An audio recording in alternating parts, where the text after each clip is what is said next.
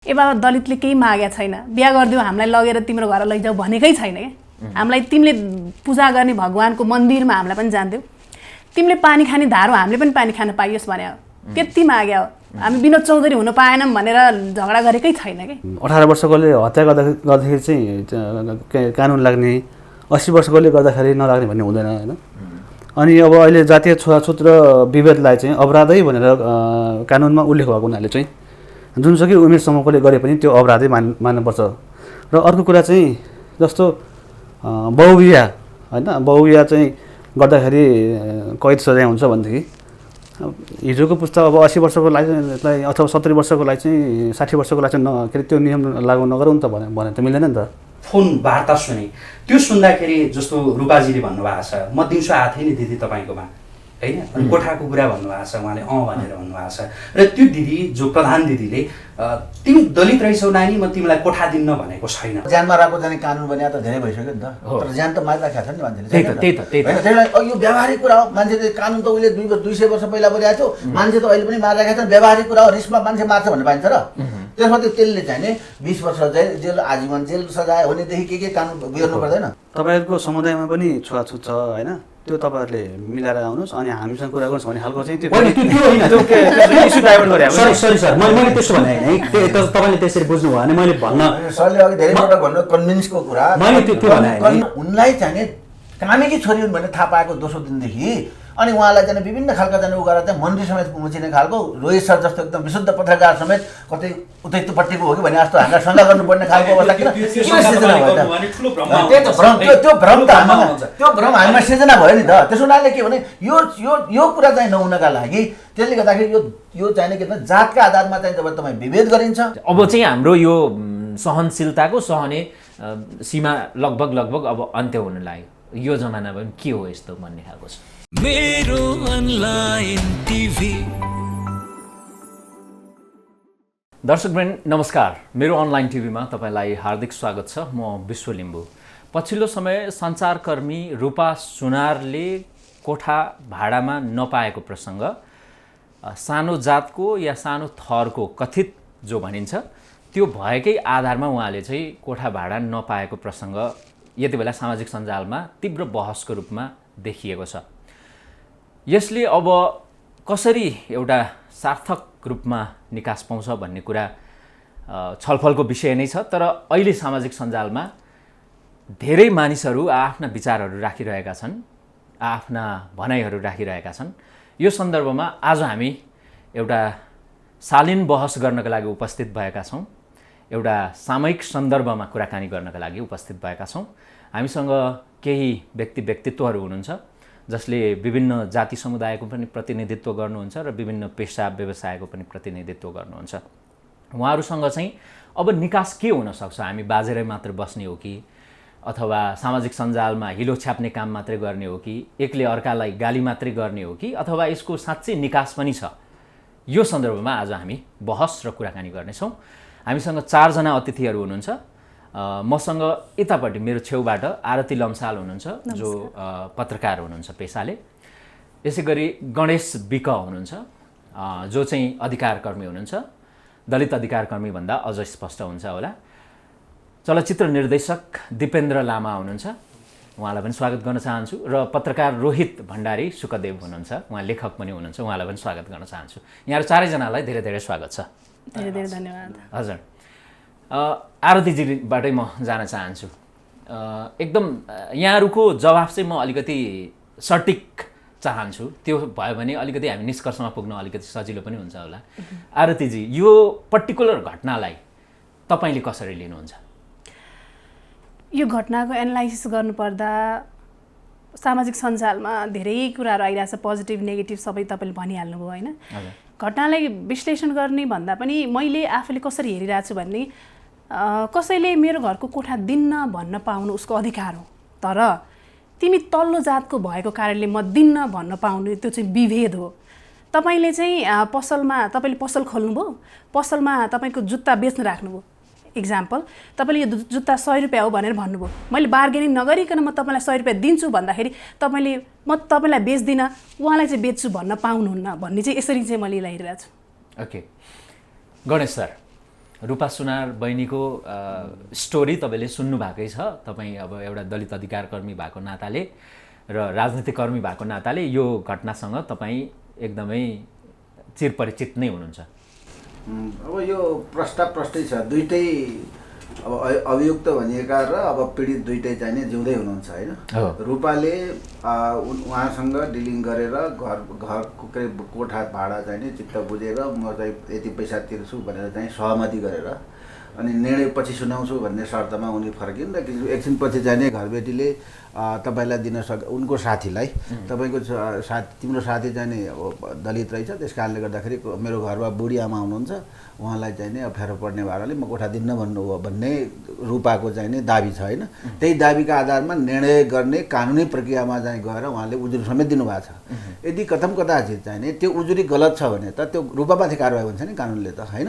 त्यस कारणले गर्दाखेरि चाहिँ नि सिधा कुरा एउटा चाहिँ पीडित मान्छेले म माथि पीडा भयो भनेको छ र अर्को मान्छेले मैले त्यसो गरे होइन भनेको छ भने त्यसको निर्णय गर्ने कुरा त तपाईँ हामी होइन, उनीहरू नै मतलब कानुनी निकाय सरकारी निकाय छ। त्यस कारणले गर्दाखेरि अब अहिले चाहिँ जुन सामाजिक सञ्जालमा जुन ढङ्गको चाहिँ बहस त्यो गर्न आवश्यकै छैन भन्ने मलाई लाग्छ। किनकि एउटा मानवीय कुरालाई एउटा पीडित मान्छेलाई न्याय दिने सन्दर्भमा वा त्यसलाई चाहिँ नाना थरीका तर्क गर्नुको केही अर्थ छ जस्तो मलाई लाग्दैन।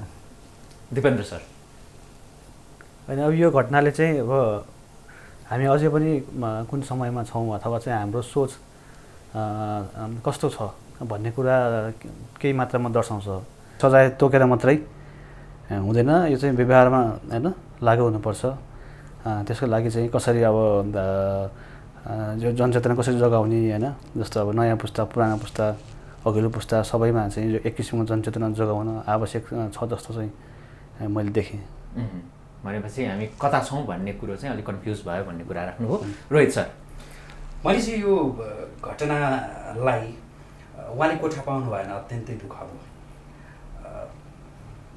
मैले जब यो विषय सुने त्यसपछि मलाई के लाग्यो भनेदेखि हामी वर्तमान परिवर्तन गर्न सक्छौँ तर भूत परिवर्तन गर्न सक्दैनौँ, जो भूतकाल भनिन्छ नि। हिजोको पुस्ता जो त्यहाँ सासुआमाको कुरा छ, हिजोको पुस्ता हो त्यो। सम्भवतः उहाँको उमेर 70-80 कति थियो होला, त्यो ठ्याक्कै मलाई थाहा छैन। तर त्यो पुस्तालाई हामीले परिवर्तन गर्न कठिन छ यति बेला, त्यो कठिनता त्यहाँ झल्कियो। तर मलाई लाग्छ कि अहिलेको यो हाम्रो पुस्ता जस्तो आरतीजी तपाईँ हामी जो छौँ, यो पुस्ता धेरै नै परिवर्तन भइसकेको छ भन्ने लाग्छ। त्यो भएर मैले यो घटनालाई चाहिँ कसरी हेरेँ भने त्यो हिजो परिवर्तन गर्न निकै कठिन छ तर आज धेरै परिवर्तन भइसकेको छ। त्यसरी हेर्नुहुन्छ तपाईँले। अब तपाईँलाई नै सोध्छु म, तपाईँको घरमा कथित जो जाति समुदाय हामी भन्छौँ उहाँहरू आउनुभयो भने तपाईँले घर भाडामा दिनुहुन्छ? म दिन्छु, तर एउटा कुरा के हो भने फेरि त्यो मेरो घरमा 90-95 वर्षको हजुरआमा हुनुहुन्छ। मैले 95 वर्षको हजुरआमाका कुरा पनि मैले सुन्न आवश्यक छ। त्यो घरमा रहेर है, एकैछिन घरमा रहेर। यसको अर्थ यो होइन कि मैले उहाँ दलित या अर्को कोही दलित भएका कारण मैले दिन्न भन्ने होइन। तर मैले अघि नै भने नि हिजोको त्यो पुस्ता परिवर्तन गर्न कठिन छ। म आफू व्यक्तिगत रूपमा जोसुकै हुन्छ नि, मलाई अझ भन्नुहुन्छ भनेदेखि जो जातको कुरा जो गरिन्छ नि, यो जातको कुरा हामीले बारम्बार त्यो जो उठाइरहन्छौँ नि, उठाइरहँदाखेरि नै त्यो विभेदको एउटा सुरुवात हामी गरिरहेछौँ भन्ने लाग्छ। भन्न खोजेको चाहिँ हामीले त्यो जातीय जो विभेदका कुरा जो हामीले उठाइरहँदाखेरि म यो जातको ऊ जातको होइन, हामी सबै मान्छे हौँ भन्ने त्यो भाव हामीमा हुनुपर्छ। मैले अघि नै भने हिजोको पुस्ता कठिन गर्न परिवर्तन गर्न व्यावहारिक रूपमा कठिनाइ छ, तर म चाहिँ दिन्छु। हुन्छ रोहितजी, म फेरि आउँछु अलिकति। आरतीजी, उहाँले भन्नुभयो यो त सही हो नि होइन, हिजोको पुस्तालाई त परिवर्तन गर्न गाह्रो छ किनभने तपाईँ आफै भुक्तभोगी हो। तपाईँले अन्तर्जातीय विवाह गर्दाखेरि हिजोको पुस्ता भनौँ, नेपाली समाज भनौँ, त्यसबाट तपाईँ कति चाहिँ होइन दुःख पाउनुभयो होइन, कति चाहिँ तपाईँले कहाँ तपाईँ ठोकिनु पऱ्यो, कहाँ कति सङ्घर्ष गर्नु पऱ्यो भन्ने तपाईँ भुक्तभोगी हो। त्यसकारण उहाँको भनाइ सही हो भनेर सोध्न खोजेँ मैले। हिजोको पुस्तालाई बदल्न सकिन्न हो होइन, तर आज जुन हामी युथ भनिरहेछौँ, हामीले एकदम प्रष्ट देखिरहेछौँ नि सामाजिक सञ्जालमा उहाँहरू कसरी उत्रिनु भएको छ भने, उहाँहरू बौद्धिक हुनुभयो होइन, तर विवेकशील चाहिँ हुनुभएको रहन्छ। बौद्धिक हुनु र विवेकशील हुनुमा निकै फरक छ होइन। बौद्धिक भयो हाम्रो नयाँ पुस्ता, बौद्धिक भयो, पढे लेखेर एकदमै पढेर चेन्ज हुन्छ भन्ने कुरा आयो, बौद्धिक भयो। तर यो पुस्ता विवेकशील रहेनछ। कोठा र कोटामा लगेर त्यसरी विवाद निकाल्नु र अनि त्यस पछाडि मेरो घरमा चाहिँ पुरानो पुस्ता छ है भनेर पन्छिनु, त्यो पन्छिने बाटो मात्रै हो। त्यसमा त सहजीकरण गर्न सकिन्छ नि, कसरी मिलाउने भन्ने कुरा। तपाईँले पनि सबै आफ्नो कुरा कति त भन्नुहुन्न नि घरमा, त्यो म्यानेज गर्न सकिन्छ नि त होइन। तपाईँ एउटा सहजकर्ताको रूपमा बाहिर आइदिन सक्नुहुन्छ। यो मेरो घरमा चाहिँ यस्तो मान्छे छ है भनेर भन्नु त्यो चाहिँ एकदम गैर जिम्मेवारीपूर्वक अभिव्यक्ति हो क्या, त्यो चाहिँ पन्छिन खोज्ने मात्रै हो। दिपेन्द्र सर होइन यस्तो हुन्छ, अब कानुन बनाइसकेपछि त्यो सबै उमेरलाई समान रूपले लागु हुन्छ होइन। तपाईँको चाहिँ 18 वर्षकोले हत्या गर्दाखेरि चाहिँ कानुन लाग्ने, 80 वर्षकोले गर्दाखेरि नलाग्ने भन्ने हुँदैन होइन। अनि अब अहिले जातीय छुवाछुत र विभेदलाई चाहिँ अपराधै भनेर कानुनमा उल्लेख भएको हुनाले चाहिँ जुनसुकै उमेरसम्मकोले गरे पनि त्यो अपराधै मान्नुपर्छ। र अर्को कुरा चाहिँ जस्तो बहुविवाह होइन, बहुविवाह चाहिँ गर्दाखेरि कैद सजाय हुन्छ भनेदेखि हिजोको पुस्ता अब 80 वर्षको लागि अथवा 70 वर्षको लागि चाहिँ 60 वर्षको लागि चाहिँ के अरे त्यो नियम लागू नगरौँ नि त भने त मिल्दैन नि त होइन। नियम बनाएपछि सबै लागु हुन्छ भन्ने चाहिँ मेरो तर्क हो। अब गणेश दाइ सुन्नु पर्यो नि त होइन। अब यो मलाई के लाग्यो भन्दाखेरि हामीलाई विशेष हामी दलित क्षेत्रमा काम गर्नेहरूका लागि एउटा चुनौती थियो वास्तवमा। यो नयाँ म त अब भनौँ न अब 50 वर्षको वरिपरि भइसकेँ होइन। अब मलाई के लाग्थ्यो भने मेरा साथीहरूसँग जोसँग म चाहिँ नि 4-5 कक्षामा पढ्दाखेरि जुन साथीहरूले के भन्दा मेरो आमाले मान्दैन भन्नुहुन्थ्यो होइन। अनि अहिले मेरो छोरालाई चाहिँ नि अनि उनको चाहिँ मेरो साथी मसँग पढ्ने साथीले चाहिँ होइन अनि मेरो छोरालाई अनि उसको छोराले चाहिँ मेरो आमा मान्दैन भन्न थालिसक्यो क्या होइन।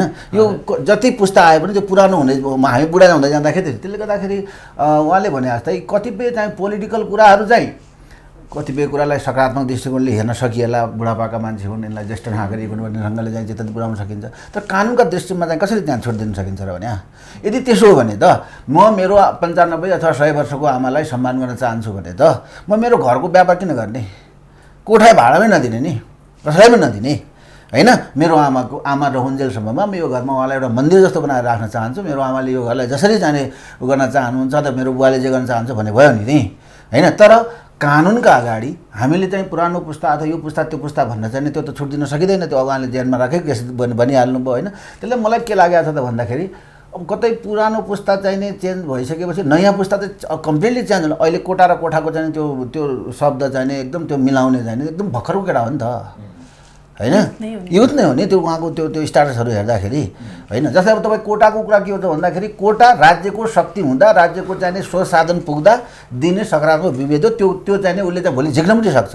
तर छुवाछुत विरुद्ध कानुन झिक्न सकिन्छ र भने जस्तै महिलालाई चाहिँ कोटा दिएको छ 33%। अब महिलालाई 33% दिएको त्यसैले म महिला हिंसा गर्छु भन्न पाइन्छ र? 60 वर्षको नागरिकलाई चाहिँ ज्येष्ठ नागरिक भत्ता दिएको छ अनि त्यसैले उसलाई चाहिँ नागरिक भत्ता दिनु पनि त एउटा एक खालको कोटा हो नि त होइन। अनि उसलाई अझ जस्तै महिलालाई चाहिँ 40 वर्षको लोकसेवाको अनि अरूलाई 35 वर्ष छ नि त अहिले। अब उहाँलाई चाहिँ त्यो कोटा दिए हुनाले अब उहाँलाई चाहिँ म महिला हिंसा गर्छु अथवा बुढालाई चाहिँ म बुढा यस्तो भन्न मिलेन। कानुनका अगाडि कानुन मान्ने हो भने कानुनी राज्य मान्ने हो भने जहाँसम्म कतिपय व्यावहारिक कुराहरू छन् जस्तै मैले भने नि रूपाजी चाहिँ नि उहाँ जाँदाखेरि घरबेटीसँग चाहिँ उनले चाहिँ आफैले प्रोएक्टिभ भएर चाहिँ म त कामेकी छोरी हुँ नि हजुर भनेर चाहिँ भन्ने कुरा भन्नु पर्थ्यो कि पर्थेन भन्ने कतिपय एङ्गलबाट छलफल हुन्छ होइन।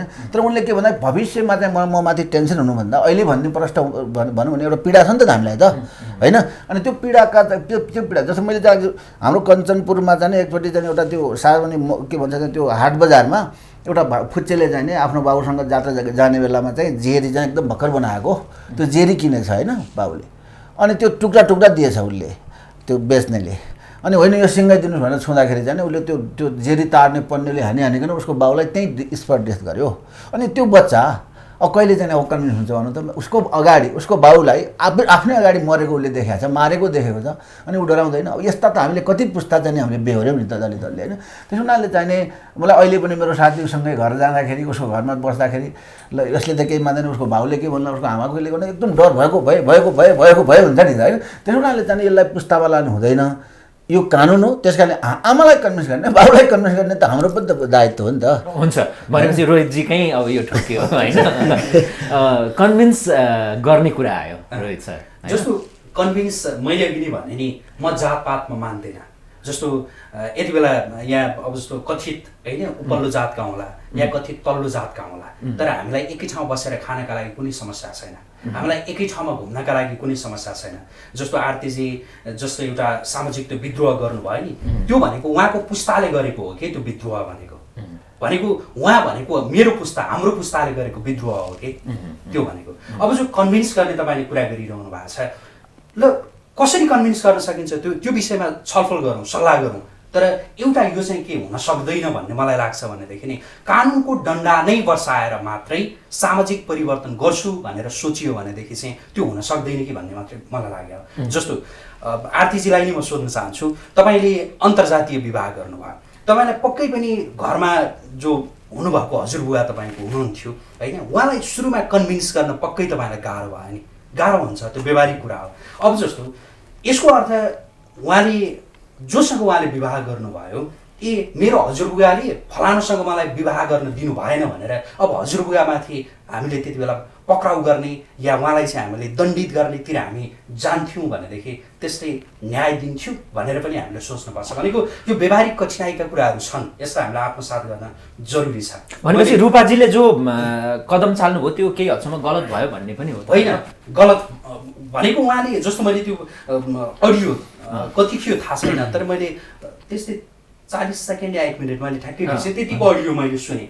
त्यो अडियो सुन्दाखेरि जो के दिदी प्रधान दिदी होइन, उहाँ र उहाँको त्यो मैले फोन वार्ता सुनेँ, त्यो सुन्दाखेरि जस्तो रूपाजीले भन्नुभएको छ, म दिउँसो आएको थिएँ नि दिदी तपाईँकोमा होइन, अनि कोठाको कुरा भन्नुभएको छ उहाँले, भनेर भन्नुभएको छ।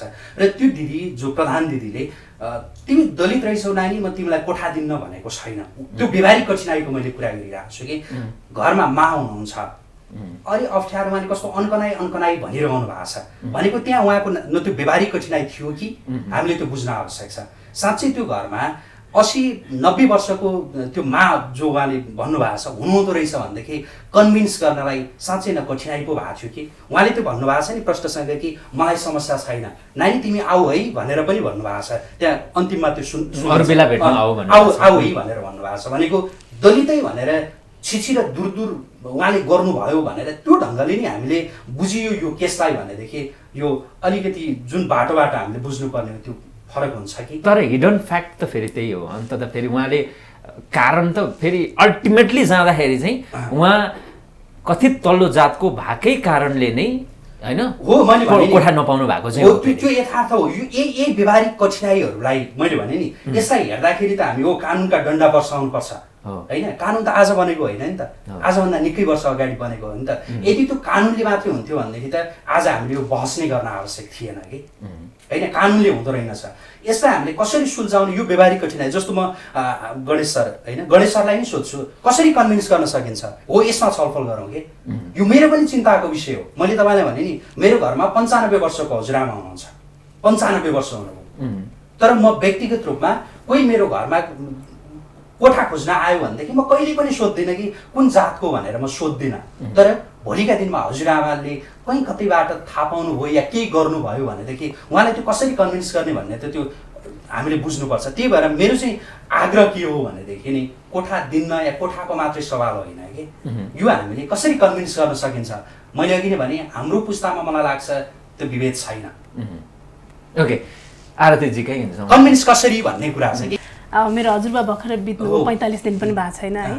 हजुरबासम्म जानलाई त निकै गाह्रो, एकदमै गाह्रो। यो बिचमा चाहिँ त्यो हजुरबासँगको यो हाम्रो जुन डिस्टेन्स यसलाई मेटाउनको लागि बाबाले निकै ठुलो पैँठी जोरी खेल्नुभयो र पछि हामीले पहिला इन्टरभ्यूमा पनि कुरा गरेका थियौँ। बाबा आफै एक्लिनु भयो होइन। हाम्रो लागि बाबाले त्यो त्याग गर्नुभयो। त्यो चिज मैले फेस गर्नु परेन, बाबाले फेस गरेर टार्दिनु भयो।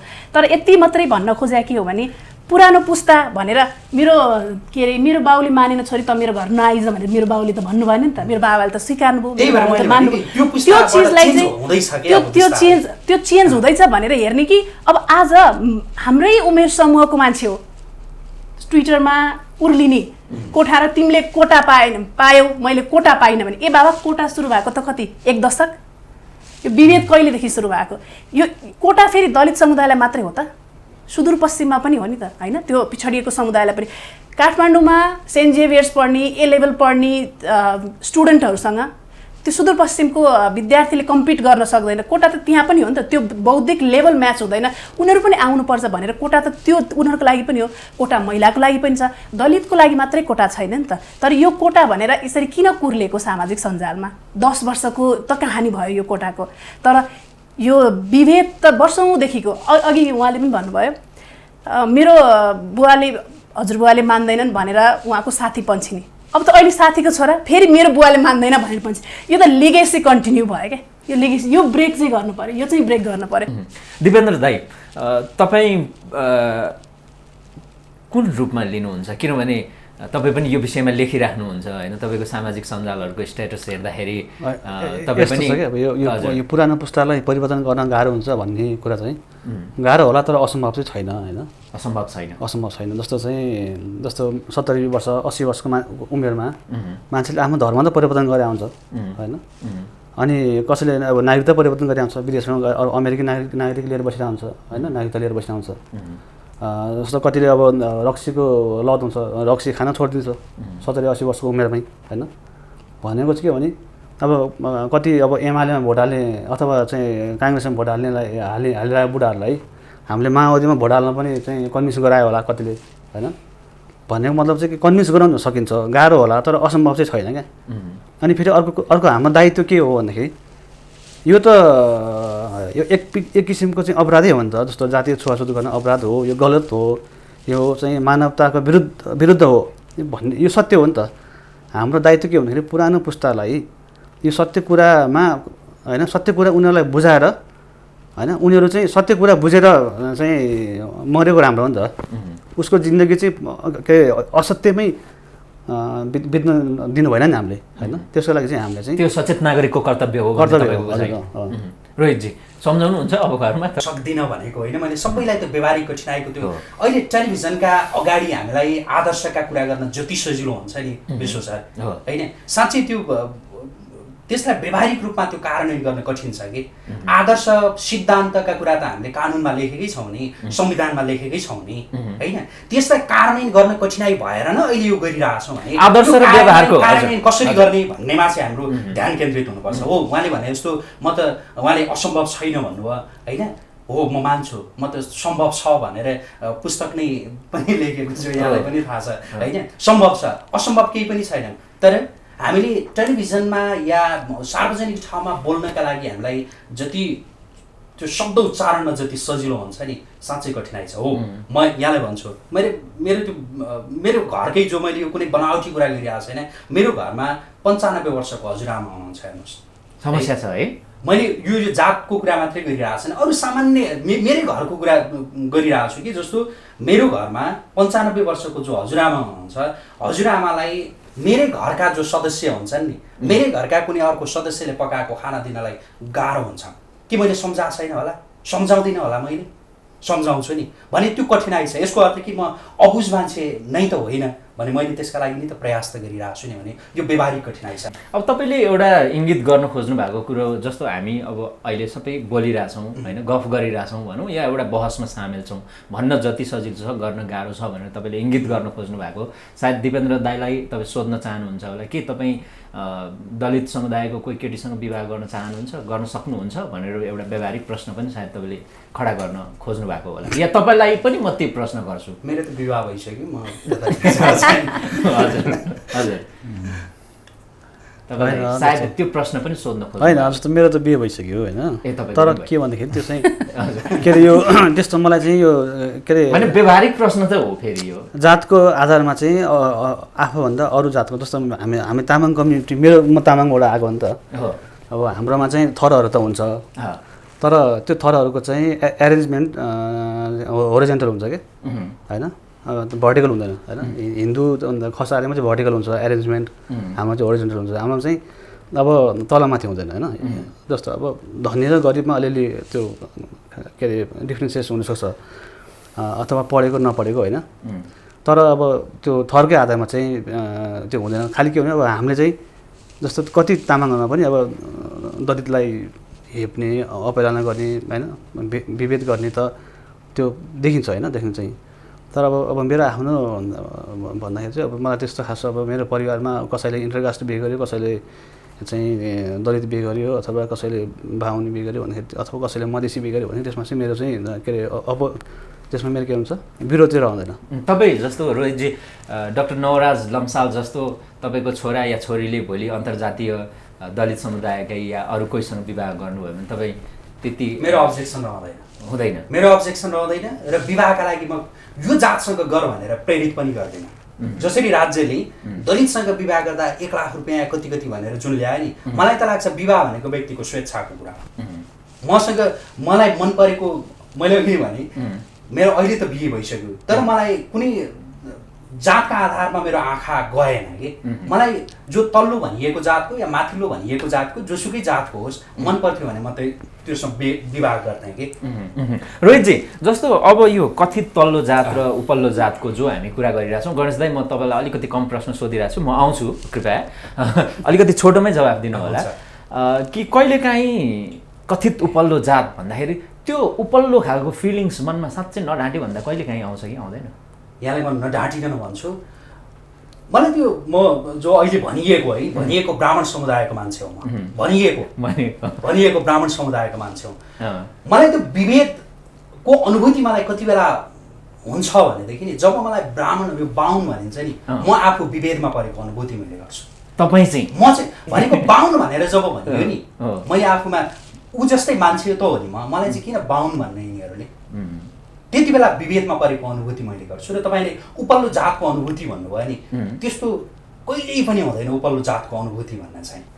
इमान्दारिताका साथ भन्दाखेरि अहिले न छ कि भनेर तपाईँलाई शङ्का लाग्छ भनेदेखि तपाईँ जस्तो हाम्रो गणेश सर हुनुहुन्छ होइन, तपाईँ उहाँलाई जो तल्लो जातको भनेर यो समाजले भन्छ, उहाँसँगै आउनुहोस्, यहीँ बसेर के ल्याउनुहुन्छ, एक कप अघि कफी त खुवाउनुभयो, के खुवाउनुहुन्छ, हामीसँगै बसेर खान तयार छ होइन, त्यो अनुभूति हुन्थ्यो भनेदेखि त्यो भन्दैन होइन। अब यो सहने कुरा अथवा चाहिने त्यसलाई चाहिने कसरी लिने महसुस गर्ने कुरा त अब हामी त 3500 वर्षदेखि चाहिने सहेकै छौँ नि होइन। सहने कुरा हामीले कुनै विद्रोह जस्तै दलितका नामबाट होइन जातीय छुवाछुतका विद्रोह गरेर चाहिँ हामीले कुनै खालको त्यस्तो कुनै हतियार उठाएको चाहिँ हाम्रो इतिहास त छैन।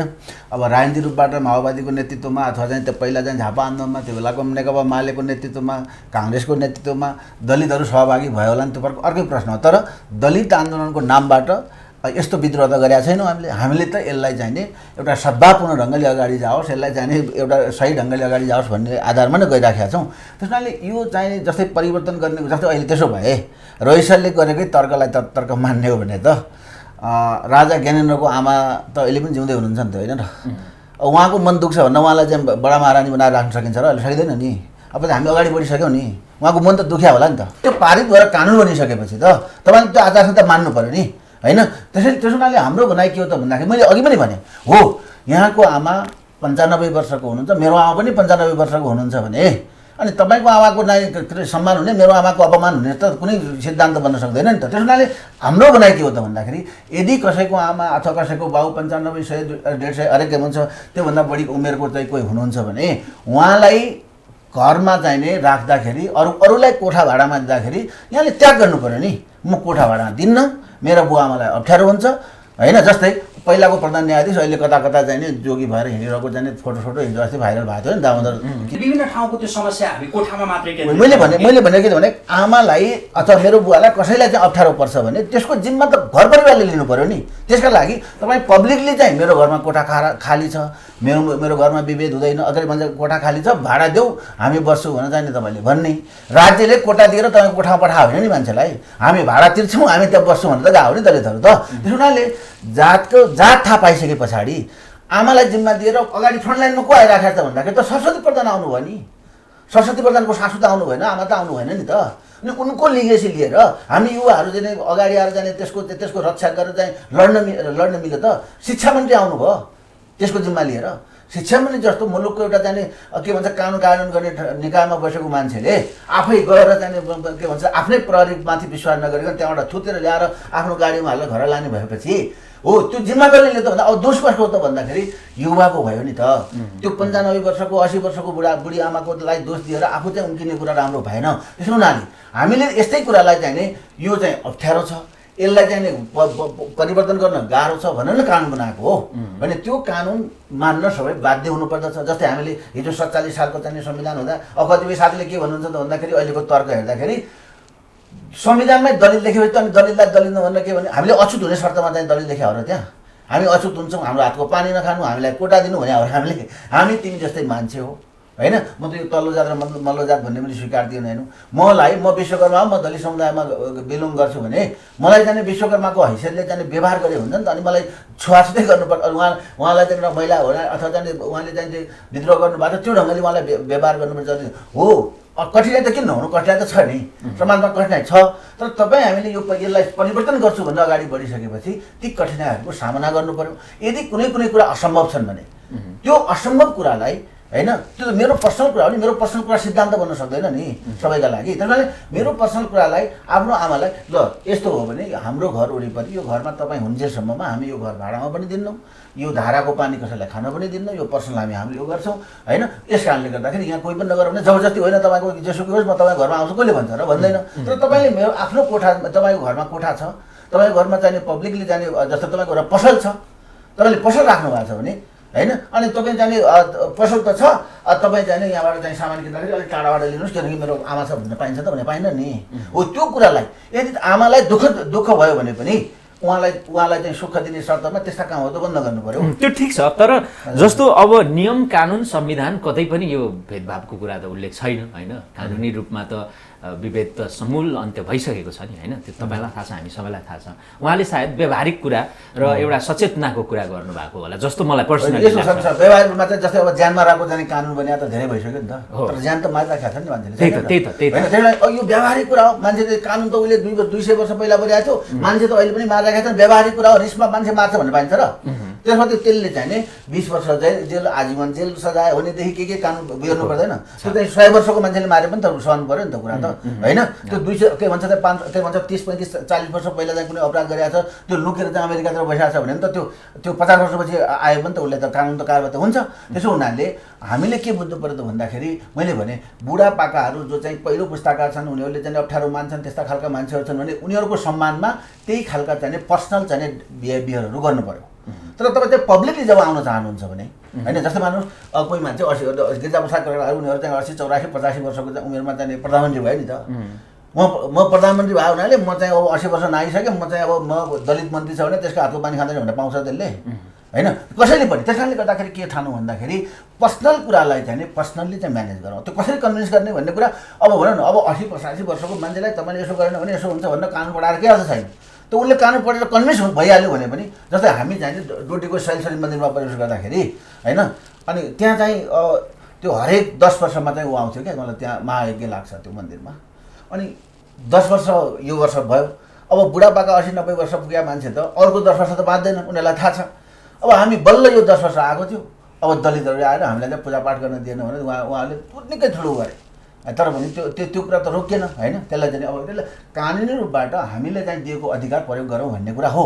त्यसले गर्दा पर्सनल्ली कुनै मान्छेको चाहिँ जस्तै आफ्नै घरमा पनि कोही हिन्दू हुनसक्छ, कोही क्रिस्चियन हुनसक्छ, कोही अर्को बुद्धिस्ट हुनसक्छ होइन। अब कसैलाई के मन पर्दैन, अहिले त फेरि विभिन्न रोग आएका छन्, कसैलाई चाहिँ नुन चिनी नहाल्नुपर्ने, कसैलाई दुध नहाल्नुपर्ने छ नि त त्यस्तो कुरा। त्यो त त्यही म्यानेज गर्नु पऱ्यो नि होइन। यो व्यावहारिक कुरा हो, उहाँका कारणले तैँले पनि नुन खानुपर्छ भने कहाँ सकिन्छ त नि। ठिक छ गणेश दाइ, तपाईँले राखिसक्नुभयो। अब रोहितजी तपाईँले भन्नुभएको छ, स्टेटसमा पनि लेख्नु भएको छ फलाना फलाना फलाना जाति ढिस्काना जाति भनेर नभनौँ होइन। यो तपाईँले सायद आरक्षण पनि त्यो जातको हिसाबमा नगरौँ भन्ने तर्क नै गर्नुभएको छ होइन। तपाईँलाई लाग्छ कि यो तर्कले यो एउटा जुन डिस्क्रिमिनेसनको अवस्था अहिले पनि विद्यमान छ त्यो अन्त्य हुन्छ? अहिलेको जस्तो मैले अहिलेको मात्रै कुरा गरिरहेको छैन, भविष्यको पनि कुरा गरिरहेको छु। मैले अघि भने कि जस्तो अहिले मेरो यो पुस्ता र मभन्दा पछाडिको पुस्ता जो मेरा बच्चा बच्चीहरूको जो पुस्ता तयार भइसक्यो त्यो पुस्तालाई यो जातको मतलब छैन। जति जेरै भने पनि यो हामीले जति नै जे कुरा गरे पनि र लिगेसी निरन्तर सर्दैछ भन्ने छ नि त उहाँको। त्यो टोटल्ली अन्त्य नै हुन्छ त म भन्दिनँ, तर आजभन्दा 3 पुस्ता अगाडिले जति मान्थ्यो होइन, यसरी भनौँ न, आज मेरो हजुरबुवा हजुरआमा पुस्ताले जति जातभात मान्थ्यो मेरो बुबा पुस्ताले त्यति मानेन र न। अघि आरतीजीले नि भन्नुभयो बुबालाई कन्भिन्स गर्न जति सजिलो भयो हजुरबुवालाई गाह्रो थियो होइन।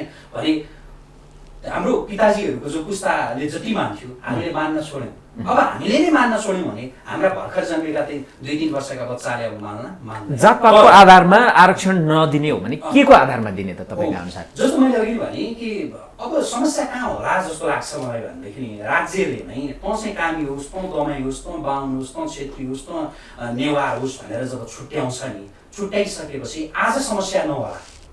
आज जसरी तल्लो भनिएको समाजले भनिदिएको त्यो समूहले जसरी विभेदको अनुभूति गरिरहेछ नि, अबको 1-2 पुस्ता पछाडि त्यही विभेदको अनुभूति अहिलेको जो कथित उपल्लो जातको पुस्ताले गर्छ, त्यो वर्गले गर्छ कि।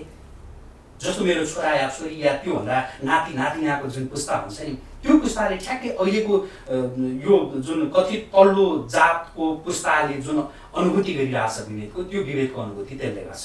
त्यो भएर मेरो चाहिँ भनाइ के भनेदेखि एउटा त्यो कारणले जातका आधारमा यो कोटाको व्यवस्था नगरौँ भन्ने कुरा। अर्को भनेको चाहिँ जातका आधारमा कोटाको व्यवस्था गर्दाखेरि नि तपाईँहरूले नि सुनिरहेको हो भने, भोगिरहेको देखिरहेको हो भने, जस्तो यो क्षेत्रकै आधारमा गर्दाखेरि पनि यो संसदकै कुरा गरौँ न, संसदका ती माननीयहरू को माननीयहरू चाहिँ त्यो जसलाई हामीले तल्लो जातका भनेर भन्यो समाजले को चाहिँ भाइ यसो सोचौँ त, ती अगुवाहरू भएको छन्, ती टाउके ती हुन्छ नि ठेकदारहरू, कति सबैलाई भन्दिनँ है मैले, त्यस्ता ठेकदारहरू मात्रै भएको छन्, त्यस्ता ठालुहरू मात्रै भएको छन्। त्यो कथित तल्लो जातका ठालुहरू जो छन् ती ठालुहरू भएको छन् कि। जस्तो मैले व्यक्तिकै जो क्षेत्रगत समुदायको कुरा गर्दा के विनोद चौधरीलाई त्यो जहाँबाट संसदमा जसरी छिराइदियो नि होइन, त्यो समुदायको के उहाँ हेपिएको, पेलिएको, पिछडिएको समुदायको भनेर उहाँलाई छिराउन आवश्यक हो। कति यसका आधारमा गरिँदाखेरि के भइरहेछ भनेदेखि त्यो समुदायका पनि ठालुहरूले चाहिँ अवसर पाइरहेका छन्। त्यो भएर के चाहिँ गरौँ भने संक्षेपमा भन्दाखेरि जातका आधारमा होइन।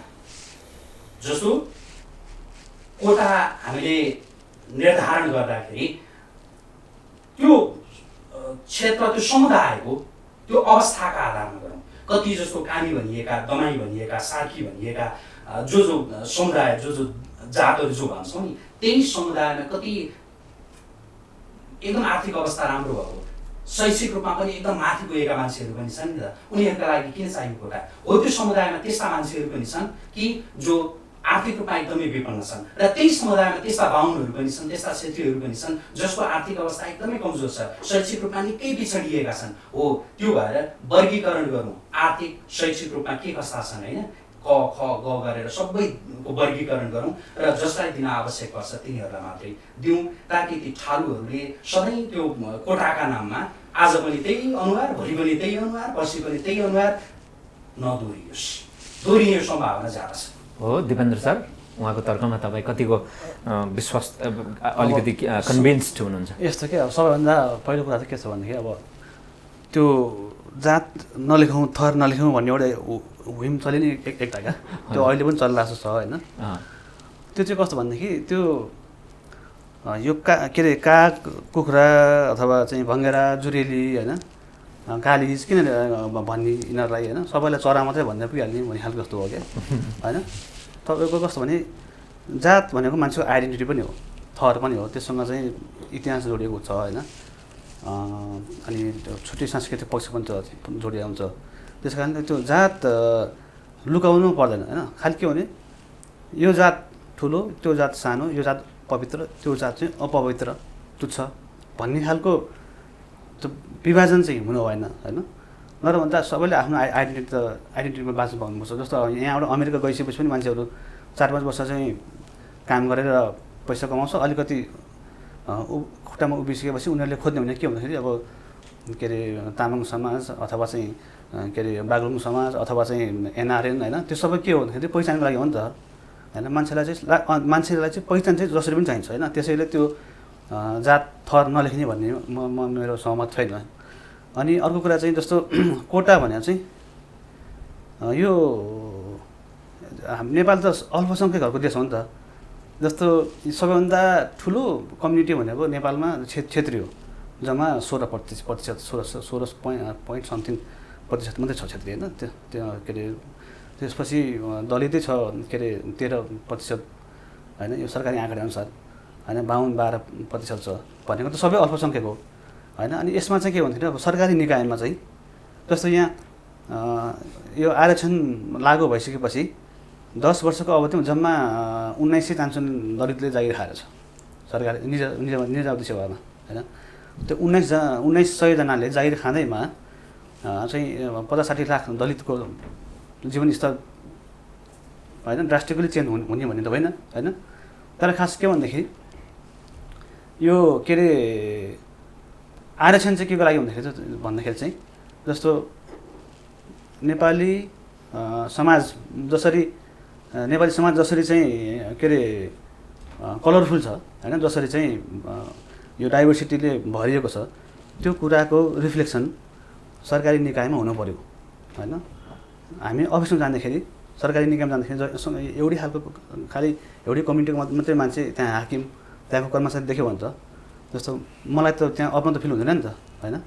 त्यहाँ पनि यसो कहिलेकाहीँ यसो के अरे तामाङ मगर अथवा राई यसो देख्दाखेरि यो पनि हामीले निकाय रहेछ, हामी पनि यहाँ जानु सक्दैछ भन्ने हुन्छ नि त होइन। त्यो बनाउनको लागि एउटा चाहिँ अनरसिप फिल गराउनको लागि चाहिँ यो आरक्षणको व्यवस्था गरिएको हो। यो अहिलेको यो कोटाले त उहाँले भन्नुभयो 2-3 वर्ष अथवा 2-3 वर्ष त होइन 2-3 पुस्तापछि जो कथित उपल्लो जात अथवा जाति भनिएका छन् उनीहरू चाहिँ अब ठ्याक्कै यसरी रिभर्स हुने स्थिति छ, हुँदैन, सप्रेस्ड हुने स्थिति उहाँहरूको चाहिँ आउँछ। यस्तो छ जस्तो अझ म त्यहाँ अझै थप्न चाहन्छु। जस्तो चाहिँ के भने उहाँले भने जस्तो गरिबीको आधारमा कोटा निर्धारण गर्यो भनेदेखि होइन, अहिले जातीयताको आधारमा कोटा चाहिँ व्यवस्था गर्दाखेरि कुल भनौँ न निजामती कर्मचारीको कुल सङ्ख्याको जम्मा 4%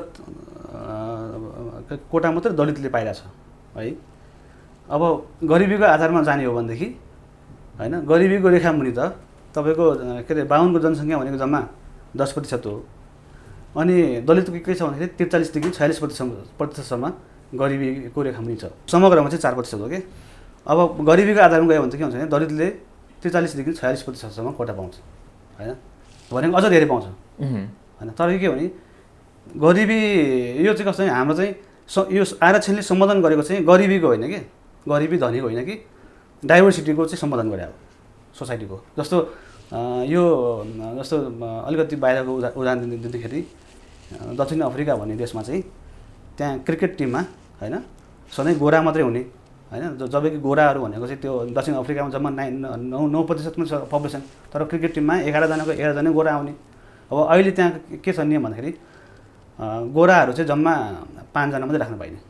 सुरुको फर्स्ट 11मा 6 जना चाहिँ गैर गोरा खेलाडी हुनुपर्ने भनेर उनीहरूले कोटा सिस्टम लागू भइसक्यो त्यहाँ के अरे खेलकुदमा पनि।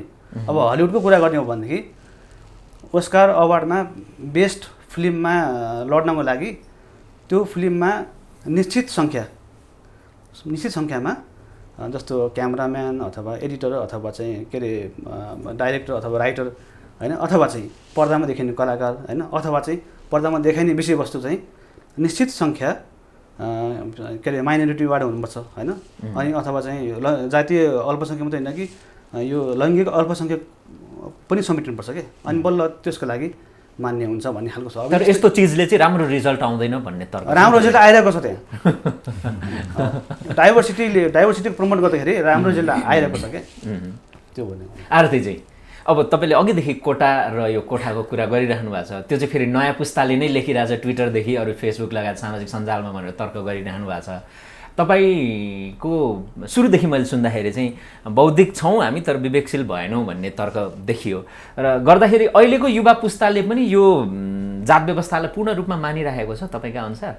कहीँ न कतै मानिरहेकै छ। त्यो लेगेसीलाई दोष दिने, हजुरबुवा हजुरआमालाई दोष दिने अनि आफू पन्छिने। ए बाबा दलितले केही मागेको छैन, बिहा गरिदियो हामीलाई लगेर तिम्रो घर लैजाऊ भनेकै छैन क्या। हामीलाई तिमीले पूजा गर्ने भगवान्को मन्दिरमा हामीलाई पनि जान्थ्यौ, तिमीले पानी खाने धारो हामीले पनि पानी खान पाइयोस् भने हो, त्यति माग्यो। हामी विनोद चौधरी हुन पाएनौँ भनेर झगडा गरेकै छैन कि। यसलाई सामान्य रूपमा लिए हुन्छ। तपाईलाई बिहा गर्ने भने तपाईँ आफ्नो कुरा, तपाईँलाई कसैलाई घर लैजानु मन लाग्छ लैजानुस्, मन लाग्दैन नलैजानुस्, तर तपाईँले उसलाई चाहिँ ऊ दलित समुदायकै हो भनेर विभेद नगर्छ। अघि उहाँ सरले के भन्नुभयो, हामी सँगै बसेर खान्छौँ भन्नु, सँगै बसेर खाइदिएर मात्रै समस्या समाधान हुँदैन। म पढेको छु कि यसमा, बिहा गरेर गइसकेपछि होइन, हाम्रो इन्टरभ्यू तपाईँले गर्नुभयो त्यसपछि मात्रै उहाँहरूलाई थाहा भएछ कि डिटेल के हो भन्ने है। अनि उहाँ पहिला चाहिँ हाम्रो यस्तो पूजा छ है, अनि बहिनी भ्याउनु चाहिँ भ्याउनु न, भाइको के हो, जानुपर्छ आउनुपर्छ भनेर पुरै उहाँहरू एकदम हामीलाई खोजिरहनु भएको थियो, कहाँ छ के छ, त्यो दिन तपाईँहरूको टाइम मिल्छ कि मिल्दैन भनेर। तर जब मेरो अनलाइन टिभीको इन्टरभ्यू उहाँले हेर्नुभयो प्रष्टसँग, त्यस पछाडि ला बिर्सेछ, फोनै लागेन, फोन छैन, सम्पर्क हुँदैन, बिर्सेछ बोलाउन छुटेछ भन्नुभयो कि त्यो हो नि विभेद। सँगै खाएर त के हामी त अब बाटो हिँडिन्छ होइन, हिँड्दाखेरि त्यो होटल साउ को होला त्यहाँ खाने को होला, त्यो त मतलबै भएन कि सँगै खाएर विभेद मेटिने होइन। तर तपाईँ पूजामा बोलाउनुहोस् न होइन, तपाईँले पूजा गर्ने मन्दिरमा छिर्न दिनुहोस् न, उसले पनि सँगै त्यहाँ प्रार्थना गर्न पाओस्, तपाईँले पानी खाने धारा प्रयोग गर्न दिनुहोस् न, त्यति हो खोजेको। विनोद चौधरी हुन पाइएन भनेर कोही झगडा गरिरहेको छ। ओके आरतीजी, तपाईँले अन्तर्जातीय विवाह या कथित तल्लो जातको मानिससँग विवाह नगरेको भए पनि तपाईँको लजिक यही हुन्थ्यो? अफकोर्स त्यसमा त अब किनभने यो त ह्युम्यानिटीको कुरा, मानवताको कुरा हो, मान्छे भएर सोच्ने कुरा हो। मैले उहाँसँग बिहा गरेको चाहिँ यो विभेद मेटाउनलाई भन्ने पक्कै पनि होइन। हामीले एकअर्कालाई माया गऱ्यौँ, विवाह गऱ्यौँ, त्यो मायाको पाटो अलग्गै छ। तर मान्छे भएर सोच्दा त यो सामान्य कुरा हो नि त, सबैजना त बराबर हो भन्ने कुरा त इक्वल हो नि। हामी घरमा कुकुर बिरालो त पाल्छौँ, हाम्रो ओछ्यानमा जान्छ, हामीसँगै खान्छ, मान्छेलाई किन यस्तो विभेद भन्ने मात्रै प्रश्न हो। रोहितजी, किन होला त यो विभेद? अब हुन त अब यसको धेरै ब्याकग्राउन्ड त अब इतिहास खोतल्दै जाने भने त लामो छ, तर आजको दिनमा आजको पुस्ता तपाईँ हामी होइन, तपाईँले भन्नुभयो नि खान बस्न हिँड्न सुत्न केही प्रब्लम छैन, तर पनि एउटा कुनै न कुनै एउटा हाम्रो नजरिया क्या ओहो भन्ने अथवा झसँग झस्किने, त्यो रूपाजीकै प्रसङ्गमा पनि झसँग झस्किए भनेर भन्नुभएको छ होइन, कामी भन्ने बित्तिकै झसँग झस्किए भनेर भन्नुभएको छ। त्यो एउटा हाम्रो मानसिकता चाहिँ केही हदसम्म ममा पनि होला या तपाईँ हामी सबैमा होला, किन त्यो भइराखेको जस्तो लाग्छ? त्यो चाहिँ हिजोको पुस्ताको देन हो जसलाई आजको पुस्ताले परिवर्तन गर्न आवश्यक छ। र जो हामी सबै तपाईँले आज यो किन यो इन्ट्र्याक्सन राख्नुभयो भन्दाखेरि यो विभेदलाई यो नहोस् अब भन्ने नै हो हाम्रो मकसद, मूल मकसद त्यही भन्नका लागि नै गर्नुभयो। भनेको तपाईँको मनमा त्यही भयो र तपाईँले मलाई बोलाउनु भयो, मेरो मनमा पनि के छ, यो विभेदको अन्त्य गर्नुपर्छ भन्ने भएर न म यहाँ आएँ। भने अहिले जे भइरहेछ नि त्यो चाहिँ मलाई लाग्छ यो हिजोको पुस्ता जो त्यति बेला शिक्षाको कमी थियो, म जातपात मान्दिनँ र मलाई लाग्छ यो पुस्ता हिजो मेरो भन्दा अघिल्लो पुस्ताको तुलनामा यो पुस्ताले धेरैले त्यो मान्न छोडिसक्यो।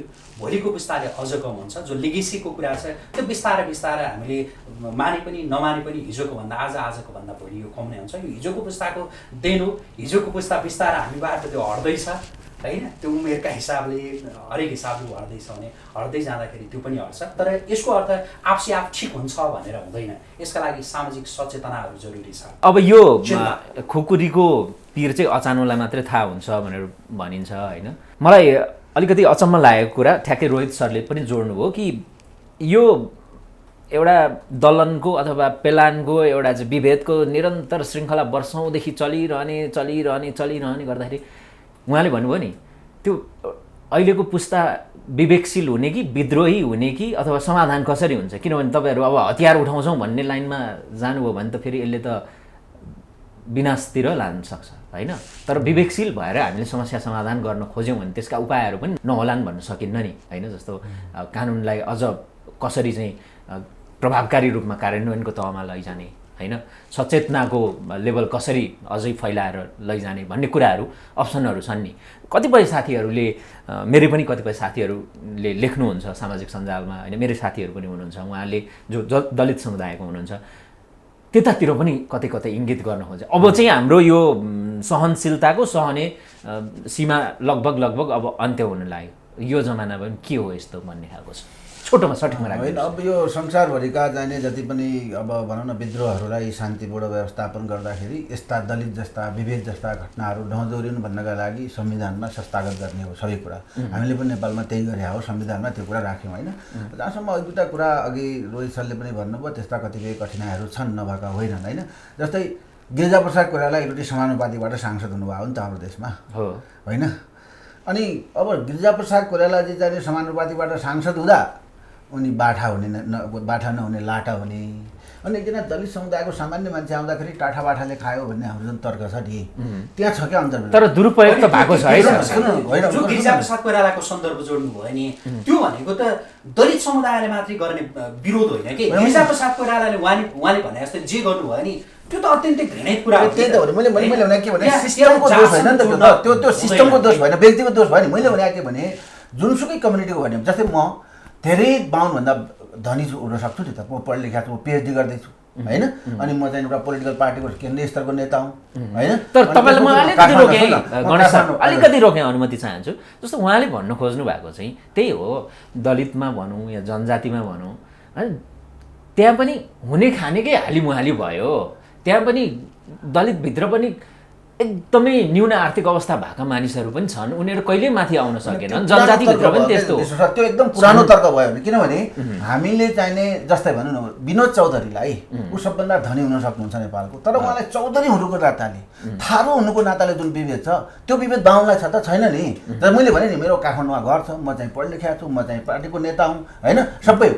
तर धेरै बाहुन, तर म मेरो गाउँमा भने फलाना कामीको छोरो भने मेरो हातको पानी खान्न नि त होइन, त्यो मान्छु कि। त्यसो हुनाले हामीले जस्तै तपाईँले भने जस्तै गरिबहरू पछाडि पारिएका समुदायका अथवा दलित भेटेका पनि गरिबहरू छन् भने जस्तै हामीले समानुपातिकमा गर्दाखेरि 50% पुरुष 50% महिलाको कुरा गऱ्यौँ नि त, त्यहाँ पुरुष मात्र आउँछन् भनेर यस्ता कतिपय कारणहरू बनाउन सकिन्छ। जस्तै गरिबहरूका लागि अब उनीहरू भूमि सुधारको कुरा गरेर अगाडि ल्याउन सकिन्छ, आर्थिक सामाजिक रूपान्तरणका प्याकेजहरू बनाएर लान सकिन्छ, उनीहरूलाई सुविधा दिन सकिन्छ, ती विभिन्न खालका प्रोग्रामहरू हुन सक्छन् नि त। तर त्यसको लागि समग्रमा एउटै डालोमा हालेर जस्तै भनौँ न हामीले चाहिने आरक्षण मागेको भनेको चाहिने वर्गका आधारमा हो र भने हामीलाई त जातका आधारमा चाहिँ विभेद जुन दिन सकिन्छ त्यो दिन त वर्गमा त गइहालिन्छ नि।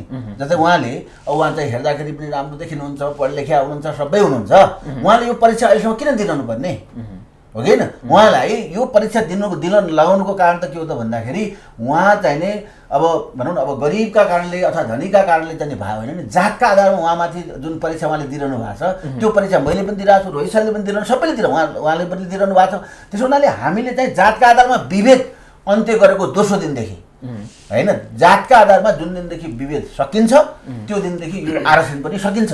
त्यसपछि प्रतिस्पर्धी क्षमता निर्माण हुन्छ र प्रतिस्पर्धी क्षमताका आधारमा हामी अगाडि बढ्छौँ। अहिले त हामी दोहोरो मापदण्डमा छौँ नि त, प्रतिस्पर्धा पनि गरिराखेका छौँ। उहाँले भने जस्तै कतिपय दलितहरू त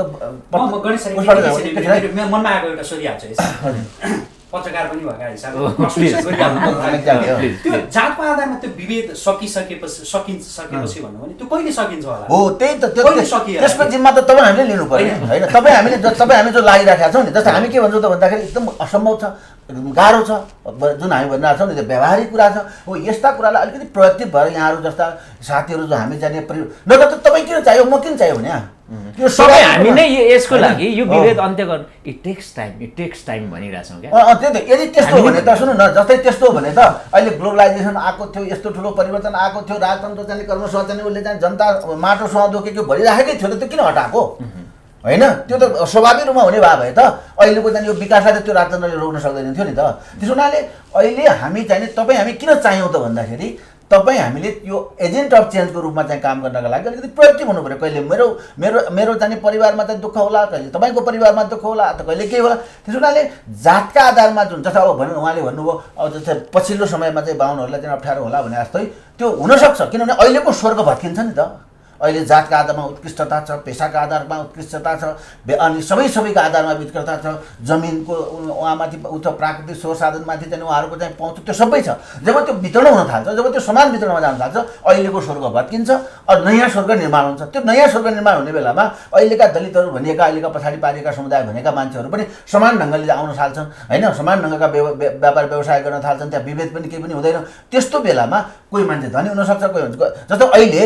त्यसो मैले अघि गिरिजाप्रसादको कुरा किन गरेको त, गाउँको भारी बोक्ने बाहुन जो चाहिँ गाउँमा चाहिँ जस्तै हाम्रा कतिपय धनी दलितहरूको चाहिँ घरमा माग्न पनि आउँछन् त कतिपय बाहुनहरू।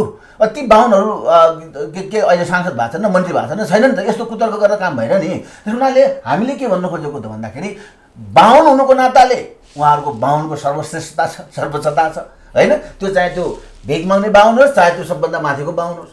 अर्को हामी दलितहरूमा पनि के छ त एकदम करोडपति अरबपति दलित भए पनि, एकदम भिखमंगुवा दलित भए पनि हामीलाई जातका आधारमा के छ त भन्दाखेरि विभेद छ होइन। जस्तै रूपा सुनार कलाकार हुन्, पत्रकार हुन्, धनी हुन्, काठमाडौँमा उनी डेरा लिएर बस्न सक्छिन्, पढ्न सक्छिन् होइन। तर उनको सबै कुरा छ। तर उनलाई चाहिँ कामेकी छोरी हुन् भन्ने थाहा पाएको दोस्रो दिनदेखि अनि उहाँलाई चाहिँ विभिन्न खालका चाहिँ उ गरेर चाहिँ मन्त्री समेत मुचिने खालको, रोहित सर जस्तो एकदम विशुद्ध पत्रकार समेत कतै उतैपट्टिको हो कि भने जस्तो हामीलाई शङ्का गर्नुपर्ने खालको अवस्था किन सिर्जना भयो त? त्यो भ्रम हामीमा सिर्जना भयो नि त। त्यसो हुनाले के भने यो कुरा चाहिँ नहुनका लागि त्यसले गर्दाखेरि यो चाहिने के भन्छ जातका आधारमा चाहिँ जब तपाईँ विभेद गरिन्छ तब त्यस बेला चाहिँ हुन त वर्गका आधारमा विभेद गर्न थाल्ने अथवा वर्गका आधारमा चाहिँ के भन्छ चाहिँ कामहरू हुन थालेपछि त्यसपछि वर्गीय कुरा हुन्छ। जस्तै नेपाल भारत बाहेकका अरू देशहरूमा त यो जातीय स्वास्थ्य भेदभाव छैन नि त होइन। अरू देशहरूमा छैन नि त, छ र छैन नि। त्यहाँ गरिब र धनीका आधारमा विभेद होला अथवा त्यहाँ काला र गोराका आधारमा विभेद होला, यस्तो होला। तर नेपालको जस्तो जातका आधारमा विभेद त छैन, भारतको जस्तो छैन। त्यसो हुनाले यी देश बाहेकका अरू देशका देशहरूका मान्छेहरू पनि त बाँचे त राखेका छन् नि त। त्यहाँ पनि त 85 वर्षका 95 वर्षका मान्छे छैनन् त, होला नि होइन। त्योभन्दा बढीका पनि होला। त्यसले गर्दाखेरि चाहिँ हामीले के बुझ्नु पऱ्यो भन्दा यस्ता खालका चाहिँ जस्तो अहिले हामी कहाँ भएको के हो त भन्दाखेरि जुन कुसंस्कार हो त्यो चाहिँ हिजोको संस्कार जुन त्यो संस्कृतिमा बदलिदियौँ हामीले। अनि हामीलाई के लाग्यो भने यो त हाम्रो चाहिँ परम्परादेखि चलिआएको चलन हो यताउता भन्ने कुरा हामीलाई एकदम युवा साथीहरूले पनि र तपाईँले भन्नुभयो नि पछिल्लो पुस्तालाई हुँदैन। किन त्यस्तो हुन्छ भन्दाखेरि तपाईँले त्यो पछिल्लो पुस्ताको 18 वर्ष 20 वर्ष पुगेपछि तपाईँ व्रत बन्द गर्न थाल्नुहुन्छ। व्रत बन्द गरेको दिनदेखि उसले संस्कार सिक्न थाल्छ। उसले जनै के भन्छ गर्नुपर्ने हुन्छ, पूजा गर्नुपर्ने हुन्छ, त्यसपछि उसले बिहाका संस्कारहरू गर्नुपर्ने हुन्छ। बाहुन यस्तो खालको म चाहिँ मेरो बुवा बितेपछि चाहिँ म काठमाडौँ बस्ने भयो। मेरो दाइले के भन्नु भने काठमाडौँ गोकर्णमा चाहिँ बाउको श्राद्ध गर्ने एकदम राम्रो ठाउँ छ अरे, त्यहाँ जा भन्नु। त्यहाँ जाँदाखेरि मैले 3 पुस्ता सोध्न थालेपछि अनि त्यसले त त्यो किताब पढ्न छोडिदियो। अनि त्यसपछि तल त्यो लोटाउने बेलामा पिन्न लोटाउने बेलामा अर्को मान्छे होइन तपाईँ त आधा घन्टा नि भएन, म त 1 घन्टा भइसक्यो, तपाईँले यति चाँडै कसरी सक्नुभयो भन्छ उसले होइन। अनि पछि उसले लास्टमा तपाईँ कुन थरीको भने मैले उनी के भने होइन तपाईँ यसो यता नेवार जस्तो हुनुहुन्छ, नेवार भन्दैन हामीलाई सही ए बाबु मेरो बाबुको क्रिया गर्न आएको अर्का बाबुको क्रिया गरेर जाउँदैन भनेर भने मैले होइन भन न। त्यसले गर्दाखेरि चाहिँ कस्तो भने अब त्यो बाहुन जसले चाहिँ पूजापाठ गर्दा पूजा गर्ने त नयाँ पाठ्य पुस्तकले त गर्दैन, त्यो पुरानो चाहिँ कहिलेको त्यो उसले गर्ने उसले। अनि त्यो संस्कार जब बिहामा चाहिँ रूपान्तरण हुन थाल्छ, त्यो चाहिँ के भन्छ व्रतबन्धमा रूपान्तरण हुन थाल्छ, अनि विभिन्न खालका संस्कारगत कुरामा चाहिँ रूपान्तरण हुन थालेपछि त्यसपछि त्यो मान्छे युवा मान्छे संस्कार कुसंस्कारमा फस्न थाल्छ होइन। त्यस्तै त कसले गर्छ र विभेद गर्दैन। उसले चाहिँ के भन्छ त्यस्ता खालका ठाउँहरूमा चाहिँ क्रमशः त्यो संस्कारगत हुन थाल्छ। यो कुरालाई विद्रोहमा बदल्ने, यो कुरालाई रूपान्तरण गर्ने, यसका लागि चाहिँ हामीले अभियानहरू सञ्चालन गर्ने होइन। उहाँले आफ्नो ठाउँबाट विद्रोह गर्नुभयो, सरले आफ्नो ठाउँबाट गरिरहनु भएको छ, हामीले हाम्रो ठाउँबाट गरिरहेको छौँ होइन। सरले भन्नु भएको छ यो जातपात अन्त्य हुनुपर्छ, यो जातका आधारमा चाहिँ सुविधा पाउने कुराको अन्त्य हुनुपर्छ, यसमा कुनै दुई मत छैन। तर त्यहाँ पुग्नका लागि जुन अहिलेका जुन किसिमका चाहिँ मतलब त्यो हडल्सहरू छ यिनलाई चाहिँ भत्काउन जरुरी छ, भत्काउनै पर्छ होइन। कहिले पुगिन्छ त्यहाँ भन्ने चाहिँ थाहा भयो होइन। त्यही त त्यो त्यस्तो थाहा भयो है त अब यसो मिलाएर चाहिँ यसो एग्रिमेन्ट गर्न हुन्थ्यो गाह्रो छ होइन। मेरो विचार त्यति बेला पुगिन्छ नि जति बेला मैले म बाहुन भन्ने त्यो मानसिकता त्याग्छु कि होइन। तपाईँको आइडेन्टिटी जस्तै सरलाई चाहिँ रोहित भण्डारी जस्तो मैले म बाहुन म उपल्लो जातको भन्ने मानसिकता मैले जब त्याग्छु, जब कुनै जो कामी भन्ने जो मानसिकता हामीले दिमागमा राखिरहेको छौँ त्यो मानसिकता जब स्वयं त्यो व्यक्तिले त्याग्छ, दमाई भन्ने जो मानसिकताबाट आफू म त यो जातको भन्ने उसले त्यो दिमागमा त्यो राखिरहन्छ, त्यो त्याग्यो भनेदेखि आजबाट त्याग्ने हो भनेदेखि आजैबाट सुरु हुन्छ। तर यहाँ समस्या के छ भने नि जो म बाहुन भन्ने त्यो मानसिकता छ, कामीमा म कामी भन्ने त्यो मानसिकता छ कि त्यो मानसिकता कामीले म कामी भन्ने मानसिकता त्याग्नुपर्छ, म मान्छे हो भन्ने सम्झिनुपर्छ। तर उहाँले त्यही मानसिकता लिएर जाँदाखेरि श्राद्ध भएन रहेछ मान्छे नै भएन त। यस्तो छ श्राद्ध तिथि संस्कारहरू अरू संस्कारहरू भनेका तपाईँ लिम्बूको तपाईँको आफ्नै संस्कार होला नि त होइन। अब जस्तो नेवारको आफ्नै खालको संस्कार होला नि त, त्यो संस्कारसँग त्यो धर्मसँग त्यो आस्थासँग जोड्न चाहिँ मिल्दैन। त्यो आस्थाका आधारमा तपाईँ बाहुन भन्नु धर्म एउटा त होइन सरले चाहिँ रोहित भण्डारी भन्नु, तपाईँ म बाहुन भन्नु, जेसुकै भन्नु भन्नु, मैले चाहिँ म विश्वकर्मा भन्छु, कामी भन्छु, दमाई भन्छु, जेसुकै म भनौँ, तर मैले सरलाई विभेद गर्नु भएन, सरले मलाई विभेद गर्नु भएन होइन। तर आफ्नो आइडेन्टिटीमा होइन म फलानु हो भने किन नमान्ने भन्ने बाहुन भन्ने, तर हजुरले भने जस्तै म बाहुन हो त्यस कारणले म अरूभन्दा सर्वश्रेष्ठ हुँ, मेरो अहिलेसम्मको स्वर्ग चाहिँ यथावत रहनुपर्छ भनेर सरले भन्नु भने त्यो चाहिँ मिल्दैन होइन। तर के त भन्दाखेरि जातको चाहिँ आफ्नो आइडेन्टिटी दिने कुरा त होइन। जस्तै म कामी हुँ त्यस कारणले म तल्लो जाति हुँ, त्यस कारणले मैले बाहिरै बस्नुपर्छ, मैले अरू सरह चाहिँ हुनु पर्दैन, अलिक ठुलो सरले बोल्नु हुँदैन। जस्तै हामी राजनीतिमा हेर्नु, अब यसो हेर्छु म, हामी चाहिँ जस्तै रूपाकै कुरा गर्नु अरे, रूपाजी महिला हो, महिला आन्दोलनले एउटा कतै विज्ञप्ति निकालेर मैले देख्नु भएको छैन नि। पार्टीका सबैका चाहिँ विङ्सहरू छन् नि, अनिमा सङ्घहरू, महिला सङ्घहरू छन् नि, कसैले पनि एउटा विज्ञप्ति निकालेको छैन अहिलेसम्म। रूपा महिला पनि हुन्, अनि रूपा पत्रकार पनि, नेपाल पत्रकार महासङ्घ अहिलेसम्म बोल्या मलाई थाहा छैन हेर्नुहोस् होइन। अनि रूपा चाहिँ नि के भन्छ चाहिँ अब कलाकार पनि हुन्, कलाकारहरूका यत्र ठुला सङ्गठनहरू छन्। अब अहिले त अनि पार्टीहरू छन्, हामी कुनै न कुनै पार्टीमा छन्, हाम्रा पार्टीहरू बोल्दैनन् हेर्नुहोस्। अनि कस्तो लाग्यो त भन्दाखेरि हामी जाति आधारमा संस्कारका हिसाबले पनि हामी मान्छे हुन नसकेका, अनि पार्टीमा पनि हामी पार्टी कार्यकर्ता हुन नसकेका छौँ, कि दलित कार्यकर्ता, अछुत कार्यकर्ता जस्ता होइन। अनि त्यो महिलाहरूमा पनि अछुत, जस्तै अब ती बहिनीप्रति मेरो सम्मान छ कि निर्मला पन्त होइन, निर्मला पन्तको चाहिँ हत्या हुँदाखेरि चाहिँ बलात्कार हुँदाखेरि देश दुरुकै उठ्यो होइन। तर त्यहीँको चाहिँ सम्झना बिको चाहिँ 12 वर्षको चाहिँ बहिनी चाहिँ बजाङको चाहिँ सम्झना बिको मारिँदाखेरि एउटा विज्ञप्ति कसैको आयो? आउँदैन नि सर।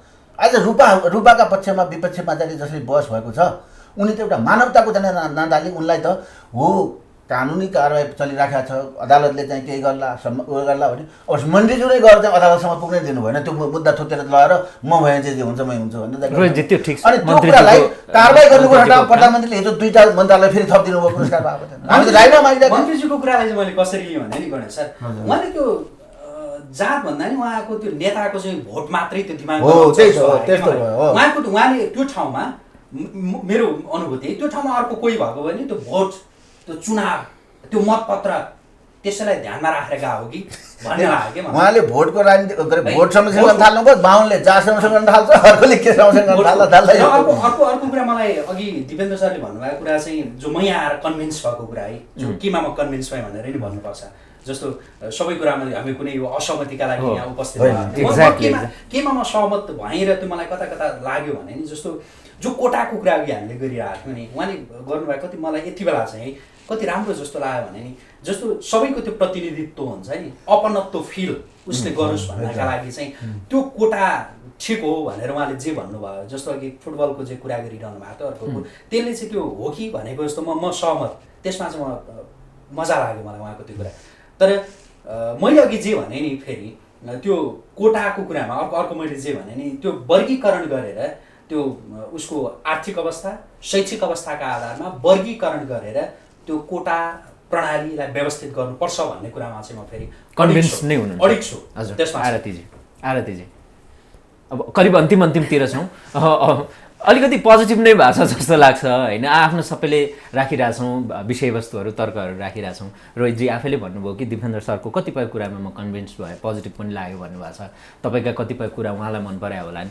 हामीले यसरी मिलेर नै जाँदाखेरि नै समाधान निस्किन्छ कि भन्ने नै हो। तर आज जुन मलाई चाहिँ लागेको, म आफू एउटा व्यक्तिको रूपमा, पत्रकारको रूपमा सामाजिक सञ्जालमा जुन तवरले साथीहरू ओर्लिनु भएको छ होइन, त्यो लेखाइहरू एउटै छ, त्यो कतिपय चाहिँ अब परिचालित मानिसहरू पो छन् कि भन्ने जस्तो आभास हुने खालको लेखाइहरू पनि छ क्या। जुनै ठाउँमा पनि त्यही मान्छेको तलपट्टि, न्युजको तलपट्टि पनि त्यही कमेन्ट आइरहेको हुन्छ, स्टेटसको तलपट्टि पनि त्यही कमेन्ट आइरहेको हुन्छ होइन, टिकटकमा पनि त्यही आइरहेको हुन्छ, फेसबुकमा पनि त्यही आइरहेको हुन्छ। के लाग्छ तपाईँलाई? र रुपाजीलाई कारवाही गरिनुपर्छ भन्ने हदसम्मको मानिसहरूको चाहिने अभिमतहरू पनि अहिले चाहिँ असरल देखिरहेको अवस्था छ। त्यस्तो रूपाजीलाई कारवाही गरिनुपर्छ भन्ने जति अभिमतहरू आएछ त्यो तपाईँको मानसिकतालाई त्यसले प्रष्टै देखाउँछ। तपाईँ दमन गरिरहनै चाहनुहुन्छ भन्ने कुरा त्यसले देखाउँछ। मान्छे भइदिनुहोस् न एक फेर। यो 10 वर्ष भयो लागु भएको कोटाको कुरामा त तपाईँ यति उफ्रिनु भएको छ भने वर्षौँदेखि विभेद झेलिरहेर त त्यो त्यहाँ ढोकाबाट भित्र नआइज, तपाईँ मैले खाने धाराको पानी नछु भनेर हरेक दिन विभेद अनि कथित उपल्लो जातिको मान्छेले त्यो हामी यो 80-85 वर्ष 90-95 वर्षको हाम्रो ग्रान्ड प्यारेन्ट्सलाई हामीले सम्मान गर्ने भन्ने कुरा पनि आइरहेछ नि त। उहाँले आफूले मान्ने उहाँहरूको आस्थालाई हामी सम्मान गर्नु, चोट नपुर्याउँ भन्ने कुरा गर्दै गर्दा त्यो 80-85 वर्षको हजुरबुवा हजुरआमा त त्यो दलित समुदायमा पनि छ नि त। त्यो उहाँले प्रयोग गर्ने शब्द त भन्ने होइन, यहाँनिर एकदम सानो कुरामै छ क्या, धेरै ठुलो कुरा केही खोजेको छ। मैले अघि पनि भने, म फेरि पनि दोहोऱ्याउँछु, उसले तिमीले पूजा गर्ने मन्दिरमा मलाई पनि जान देऊ भने हो, तिमीले पानी खाने धारो म पनि त्यसैमा पानी खान्छु भने हो। म विनोद चौधरी जस्तो धनी हुन पाइनँ भनेर दलितले अरू केही मागे होइन कि। तर एउटा कुरा के हो भने हीनता बोध चाहिँ हुनु भएन। म दलित हुँ भनेर आफै ब्याकवर्ड हुने कुरा चाहिँ तपाईँहरूले त्यो पनि गर्नु भएन क्या। म पनि मान्छे हो, इक्वल हो भनेर तपाईँहरू आउनुहोस् अगाडि, तर हीनता बोध साँचेर त्यो पछि पर्ने काम आफूले पनि नगर्नुहोस्। सबै मान्छे हो, वी आर ह्युमन बिइङ होइन, हामी सबै बराबर हो, मान्छे भएर मात्रै सोच्नुहोस् क्या। तपाईँको त्यो निकृष्ट मानसिकतालाई उजागर नगर्नुहोस्, बाहिर कतैबाट परिचालित हुनुहुन्छ भने पनि त्यसरी बाहिर नआउनुहोस् होइन। कानुनमा कानुन हामीले मान्नै पर्यो, कानुनलाई सबै जिम्मा दियो क्या, लिगल्ली हुनु पर्यो जे हुने पनि। जस्तो मन्त्रीजी आएर हर्र गाडीमा आएर टक्क लिएर जाने, अब उहाँलाई एक्सक्युज दिने त, उहाँले भोट सम्झिनु भयो होला बिचरा, भोट बाबा भोट त रूपा उहाँ पनि रूपाजी पनि त भोटर हो नि त, उहाँले चाहिँ कता भोट हेर्ने, भोट मात्रै हेर्नुभयो भनेर उहाँलाई कति एक्सक्युज दिने। यसरी बहस गरेर झगडा गरेर यो समाधान हुँदैन होइन। हामीले चाहिँ एउटा ग्राउन्ड रियालिटी बुझेर सबैजना चाहिँ मान्छे हो भन्ने सोचेर नै यो झगडा अन्त्य गर्नुपर्छ।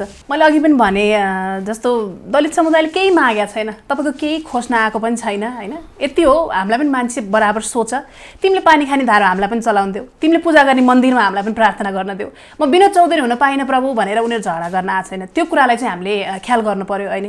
अनि दलित समुदायले पनि हीनताबोध, आफूले त्यो हीनताबोध राख्नु भएन, ओहो म त दलित समुदायको के गर्ने होला ला भनेर त्यो गर्ने। तपाईँ क्यापेबल हुनुहुन्छ अगाडि आउनुहोस् न होइन। अनि म यस्तो गरेँ भनेर आफू पछाडि पर्ने काम नगर्नुहोस् होइन। आफ्नो कमजोरी देखिने काम तपाईँले नगर्नुहोस्। अनि त्यस पछाडि जो कथित माथिल्लो समुदायको हुनुहुन्छ उहाँहरूले पनि एक फेर लिबरल भएर सोच्ने कि।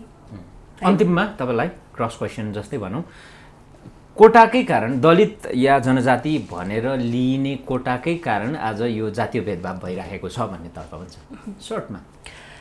यो कोटा मैले अघि पनि भने, कोटालाई लिएर किन यति धेरै विवाद? कोटा त सुरु भएको 1 दशक भयो होइन। अचानकको चोट खुकुरीलाई कहाँ थाहा हुन्छ भनेर अघि तपाईँले पनि भन्नुभयो। वर्षौँदेखि विभेद झेलिरहेको त्यो समुदायको चोट तपाईँले एकैछिनमा तिमीले कोटा छोड म त कोठा दिन्छु भन्ने यस्तो कुतर्क, यो वाहियात तर्क नगर्नुहोस् भन्छु क्या म। गणेश सर, अब यसलाई समरीमा भन्दाखेरि मलाई के लाग्छ भन्दाखेरि दलितहरूको अहिलेको चाहिँ राज्य सत्ताको संरचनामा चाहिँ प्रतिनिधित्वको कुरा चाहिँ गर्नुभयो भने हेर्नुहोस्, अब नेपालमा चाहिँ यो लोकतन्त्रकै लडेको चाहिँ 70 वर्षको पिरियडमा होइन, जति पनि मन्त्रीमण्डलहरू बने त्यसमा फुल मन्त्री एकजना कहिलेकाहीँ त्यो राज्य मन्त्री हुने होइन। अनि त्यस पछाडि चाहिँ मैले भने नि हिजो अस्ति चाहिँ पार्टी दर्ता भएको छ नि, नक्कली पार्टी दर्ता भयो नि होइन। जस्तै पहिला केपी ओलीले दर्ता गर्यो भन्ने भयो, अहिले माधव नेपाल समूहले एउटा के लिम्बू कि केसको नेतृत्वमा एउटा दर्ता गर्यो भन्ने छ। त्यो नक्कली गठन गर्दाखेरि पनि दलित नपर्ने क्या, कस्तो होला त भन्नु न, नक्कली काम गर्दा पनि दलित नपर्ने, सक्कली परे त परिगो होइन। अनि त्यस्तो चाहिँ देखिन्छ। त्यस हुनाले प्लानिङ कमिसन हेर्नु 70 वर्षभन्दा बढी हुन थाल्यो, अहिलेसम्म एकजना दलित समुदायको मान्छे त्यो प्लानिङ कमिसनको मेम्बर भएको छैन।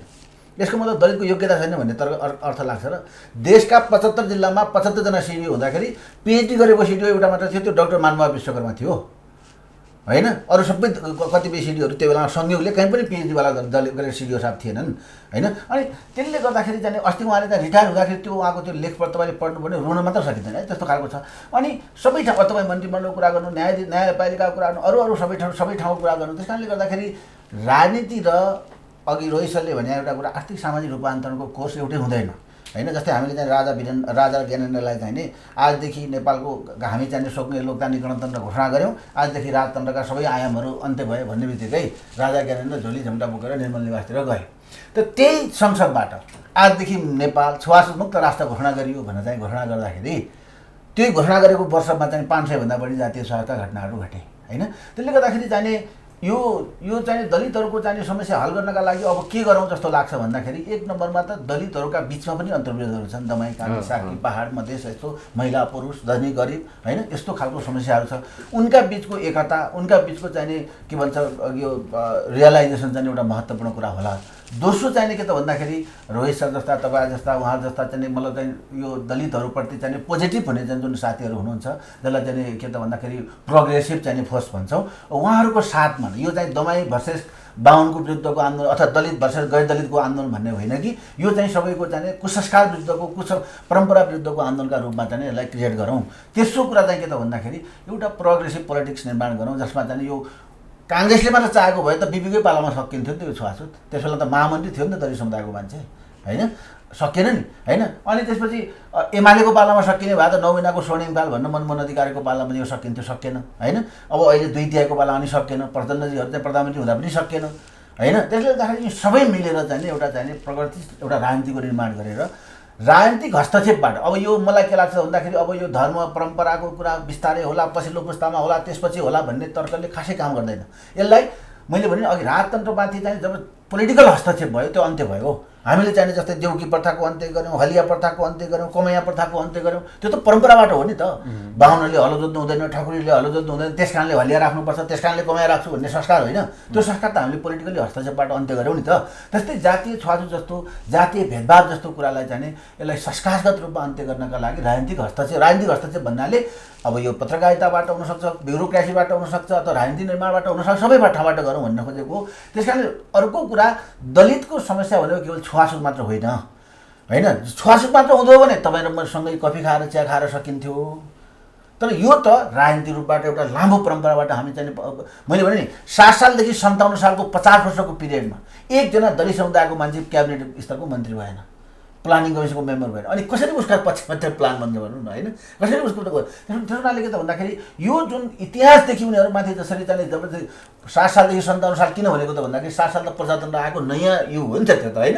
त्योभन्दा अगाडिको छोडिदिनु त्यस कारणले गर्दाखेरि कतिपय साथीहरूले के भन्नुहुन्छ त भन्दाखेरि संविधानमा दलित लेखिया हुनाले यस्तो 47 सालको संविधानमा त दलित थिएन नि त किन छुवाछुत भएको थियो त्यो बेला त्योभन्दा अगाडिको संविधानमा पनि थिएन होइन। अनि जानु अघि सरले भन्नुभयो कोटा र कोठाको कुरा होइन। ए बाबा कोटा भनेको त तत्कालीन रूपमा चाहिँ राज्य सत्ताले दिने कुरा भयो होइन। तर जस्तो तपाईँले यहाँ बोलाउँदाखेरि एउटा दलित पनि बोलाउँ एउटा महिला पनि बोलाउँ एउटा चाहिँ के बोलाउँ भनेर तपाईँले चाहिँ समावेशी आँखाले चाहिँ गर्नुभयो त्यस कारणले हामी यहाँ पऱ्यौँ होला होइन। तर तपाईँले यो गणेश विज्ञ भनेको कामी हो त्यसलाई बोलाउँदैन भन्नुभयो भने त तपाईँमाथि त कारवाही हुन्छ नि त हुँदैन र होइन। त्यसो हुनाले चाहिँ नि यो कुरालाई हामीले फरक छुट्याउन सक्नु पऱ्यो र हामी जस्तो जसले हामी परिवर्तन गर्छौँ समाज परिवर्तनको नेतृत्व गर्छौँ भने हामी जुन ठाउँ हाम्रो आफ्ना क्षेत्र छन् त्यहाँको सोसियल रेस्पोन्सिबिलिटी हामीले पुरा गर्नु पऱ्यो होइन। अनि त्यसरी अगाडि जान सकिन्छ। त्यस हुनाले अहिलेको त्यो रूपाजीप्रतिको चाहिँ केही मान्छेले आज मैले हेर्दै थिएँ उनको मुखमा चाहिँ कालो दलेर यहाँ जुत्ताको माला लगाएर चाहिँ एकदम एउटा चाहिँ भाइरल बनाएको छ एउटा फोटो होइन। अनि हिजो चाहिँ कता पुत्ला जलाएको रहेछ यो केटालाई चिनिराख भनेर चाहिँ पुरा एकजना के नक्कली नाम बनाएर के महर्जन भनेर चाहिँ होइन त्यस्तो चाहिँ के अरे पासा महर्जन भन्ने नामबाट अब एउटा चाहिँ अब यस्तो यसले के हुन्छ त भन्दाखेरि एउटा जातीय एउटा सद्भाव बिग्रिने त्यो जातीय उयो गर्ने यो दलित भर्सेस नेवार होला कि भने जस्तो होइन। यो त त्यस्तो त होइन नि त। हामीले त अपराध गर्ने मान्छे कुनै जातको हुँदैन कुनै धर्मको हुँदैन कुनै पार्टीको हुँदैन ऊ त अपराधी भइगयो नि त होइन।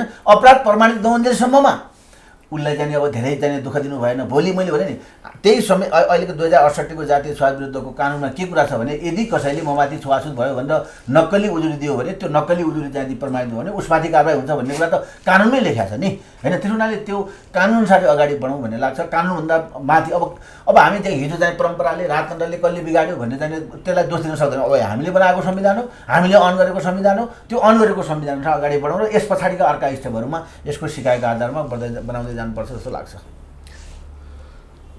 अब यो जस्तो अब म पुरुष भएँ नि त मैले चाहिँ अब यो महिलाको प्रसव वेदना भनेको चाहिँ मैले अनुमान मात्रै गर्ने हो क्या। जस्तो दुख्छ होला एकदमै पीडा हुन्छ होइन अथवा चाहिँ भनौँ न अब कोही महिलाको प्रसव वेदनामा छटपटाएको छ सहनुपर्छ अरूले पनि सहिरहेको छ भन्ने अब एउटा मैले त अनुमानले मात्रै भन्ने हो नि त होइन। तर मलाई आफूलाई त्यो मैले महसुस गर्न पाएको छैन होइन गर्नु पनि पाउनेवाला छैन। त्यस कारणले गर्दाखेरि चाहिँ जस्तो दलितको पीडा होइन गैर दलितलाई थाहा हुँदैन त्यस्तै अब जनजातिको पीडा गैर जनजातिलाई थाहा हुँदैन मधेसीको पीडा गैर मधेसीले थाहा हुँदैन होइन। त्यसैले बाहुनको पनि भनिदिनुहोस् न। बाहुनको पनि अब म चाहिँ बाहुनको चाहिँ अब गरिब बाहुनहरूको एउटा पीडा होला तर त्यो जसरी दलित जनजातिहरूले एउटा उत्पीडन भोग्नु परेको छ त्यो चाहिँ बाहुनले चाहिँ भोग्नु परेको छैन भनेर चाहिँ म चाहिँ अब भन्छु है। अनि अर्को चाहिँ अब अघि नयाँ पुस्ताहरूले अब हतियार उठाउने यो दलित समुदायका युवाहरूले भन्ने कुरा नि जस्तो यत्रो सयौँ वर्षदेखि कानुनी रूपमा अब नेपालमा चाहिँ विभेद भइरहेको छ, छिचोमिचो भइरहेको छ। अहिलेसम्म एउटा पनि न्युज छैन क्या जस्तो चाहिँ दलितले गैर दलितलाई चाहिँ छुवाछुतको चाहिँ विरुद्धमा चाहिँ हत्या गरेको भन्ने छैन नि, हामीले सुनेको छैन नि त, पढ्नु पाएको छैन नि। बरु हामीले के पढ्नु पाएको छ भन्दाखेरि चाहिँ त्यसले चाहिँ गएर त्यहाँ मन्दिर छेड्नु खोज्यो अथवा त्यसले चाहिँ के छोरी माग्न भन्ने आरोपमा चाहिँ बरु मारेर फालेको होइन, माथिल्लो जातको भन्ने कारणले भन्ने खालको न्युज चाहिँ बढी हामीले पढ्न पाइरहेको छ नि त होइन। त्यस कारण हतियार जब कि दलित भनेको हतियार बनाउने जातको होइन, हतियारै उहाँहरूको अब हतियारै हुन्छ घरमा होइन, तर उहाँहरूले हतियार चलाउनु हुन्न। हतियार कसले चलाएको छ भन्दाखेरि त त्यो त प्रष्टै छ मिडियामा हेर्दाखेरि होइन। अनि अर्को कुरा चाहिँ अब यो कोटा चाहिँ अब मैले अघि भनिहालेँ यो के अरे जातीय विविधता डाइभर्सिटीको सम्बोधन पनि हो र अर्को कुरा चाहिँ यो क्षतिपूर्ति अथवा अलिकति परिपूरण पनि हो क्या यो होइन। जस्तो अब मेरै तामाङको कुरा गर्ने हो भनेदेखि चाहिँ हामीले अब विक्रम सम्वत 1800 होइन, विक्रम सम्वत 1989 भनेको करिब 190 वर्षसम्म हामी तामाङ हो भनेर भन्न पनि नपाइने, लेख्नु पनि नपाइने थर होइन। हामीले के भन्नु पर्थ्यो भने 190 वर्षमा है के भन्नु पर्थ्यो भन्दाखेरि लामा भोटे भन्नुपर्छ, कहिले कहिले अब मुर्मी होइन, कहिले काठभोटिया होइन, कहिले सय अथवा तामाङ चाहिँ भन्न पाइने, लेख्नु पनि नपाइने होइन। हाम्रो चाहिँ अब डकुमेन्ट हुँदाखेरि अब त्यो बेला भन्दै हुन्थ्यो अब राम भोटे हुन्थ्यो होला कि, अब राम तामाङ अथवा यस्तो हुँदैन थियो होइन। अनि त्यो 190 वर्षको दौरानमा चाहिँ कति तामाङहरू बिलिनु भयो। अब कसैले अब जागिर खानु पऱ्यो होइन, त्यो बेलामा चाहिँ कसैले मगर लेख्यो होला, कसैले गुरुङ लेख्यो होला, कसैले राई लेखेर पूर्वतिर गयो होला, कसैले मगर के अरे थापा लेखेर कतातिर गयो होला होइन। तपाईँहरूको त सुरक्षाकर्मीमा लाग्नु नपाउने प्रतिबन्ध पनि थियो नि भनेको 190 वर्षमा त्यो एउटा थरै लेख्नु नपाइने होइन, त्यो परम्परा के अरे नियम कानुन थियो। त्यसपछि चाहिँ विक्रम सम्वत 1910मा चाहिँ जङ्गबहादुरको त्यो मुलुकी ऐन लागू भइसकेपछि होइन त्यो चाहिँ विक्रम सम्वत 2020सम्म भयो है, त्यो 110 वर्षसम्म भयो त्यो। अनि त्यसमा चाहिँ थप के हो भने तामाङहरूलाई होइन मासिन्ने मतवालीमा राख्यो भनेको चाहिँ बिना ज्याला काम पनि लगाउनु पाइने, रिसको आवेशमा आउँदाखेरि मार्दाखेरि पनि खासै त्यसको चाहिँ खत नलाग्ने भन्ने खालको चाहिँ त्यो नियम कानुनै थियो होइन।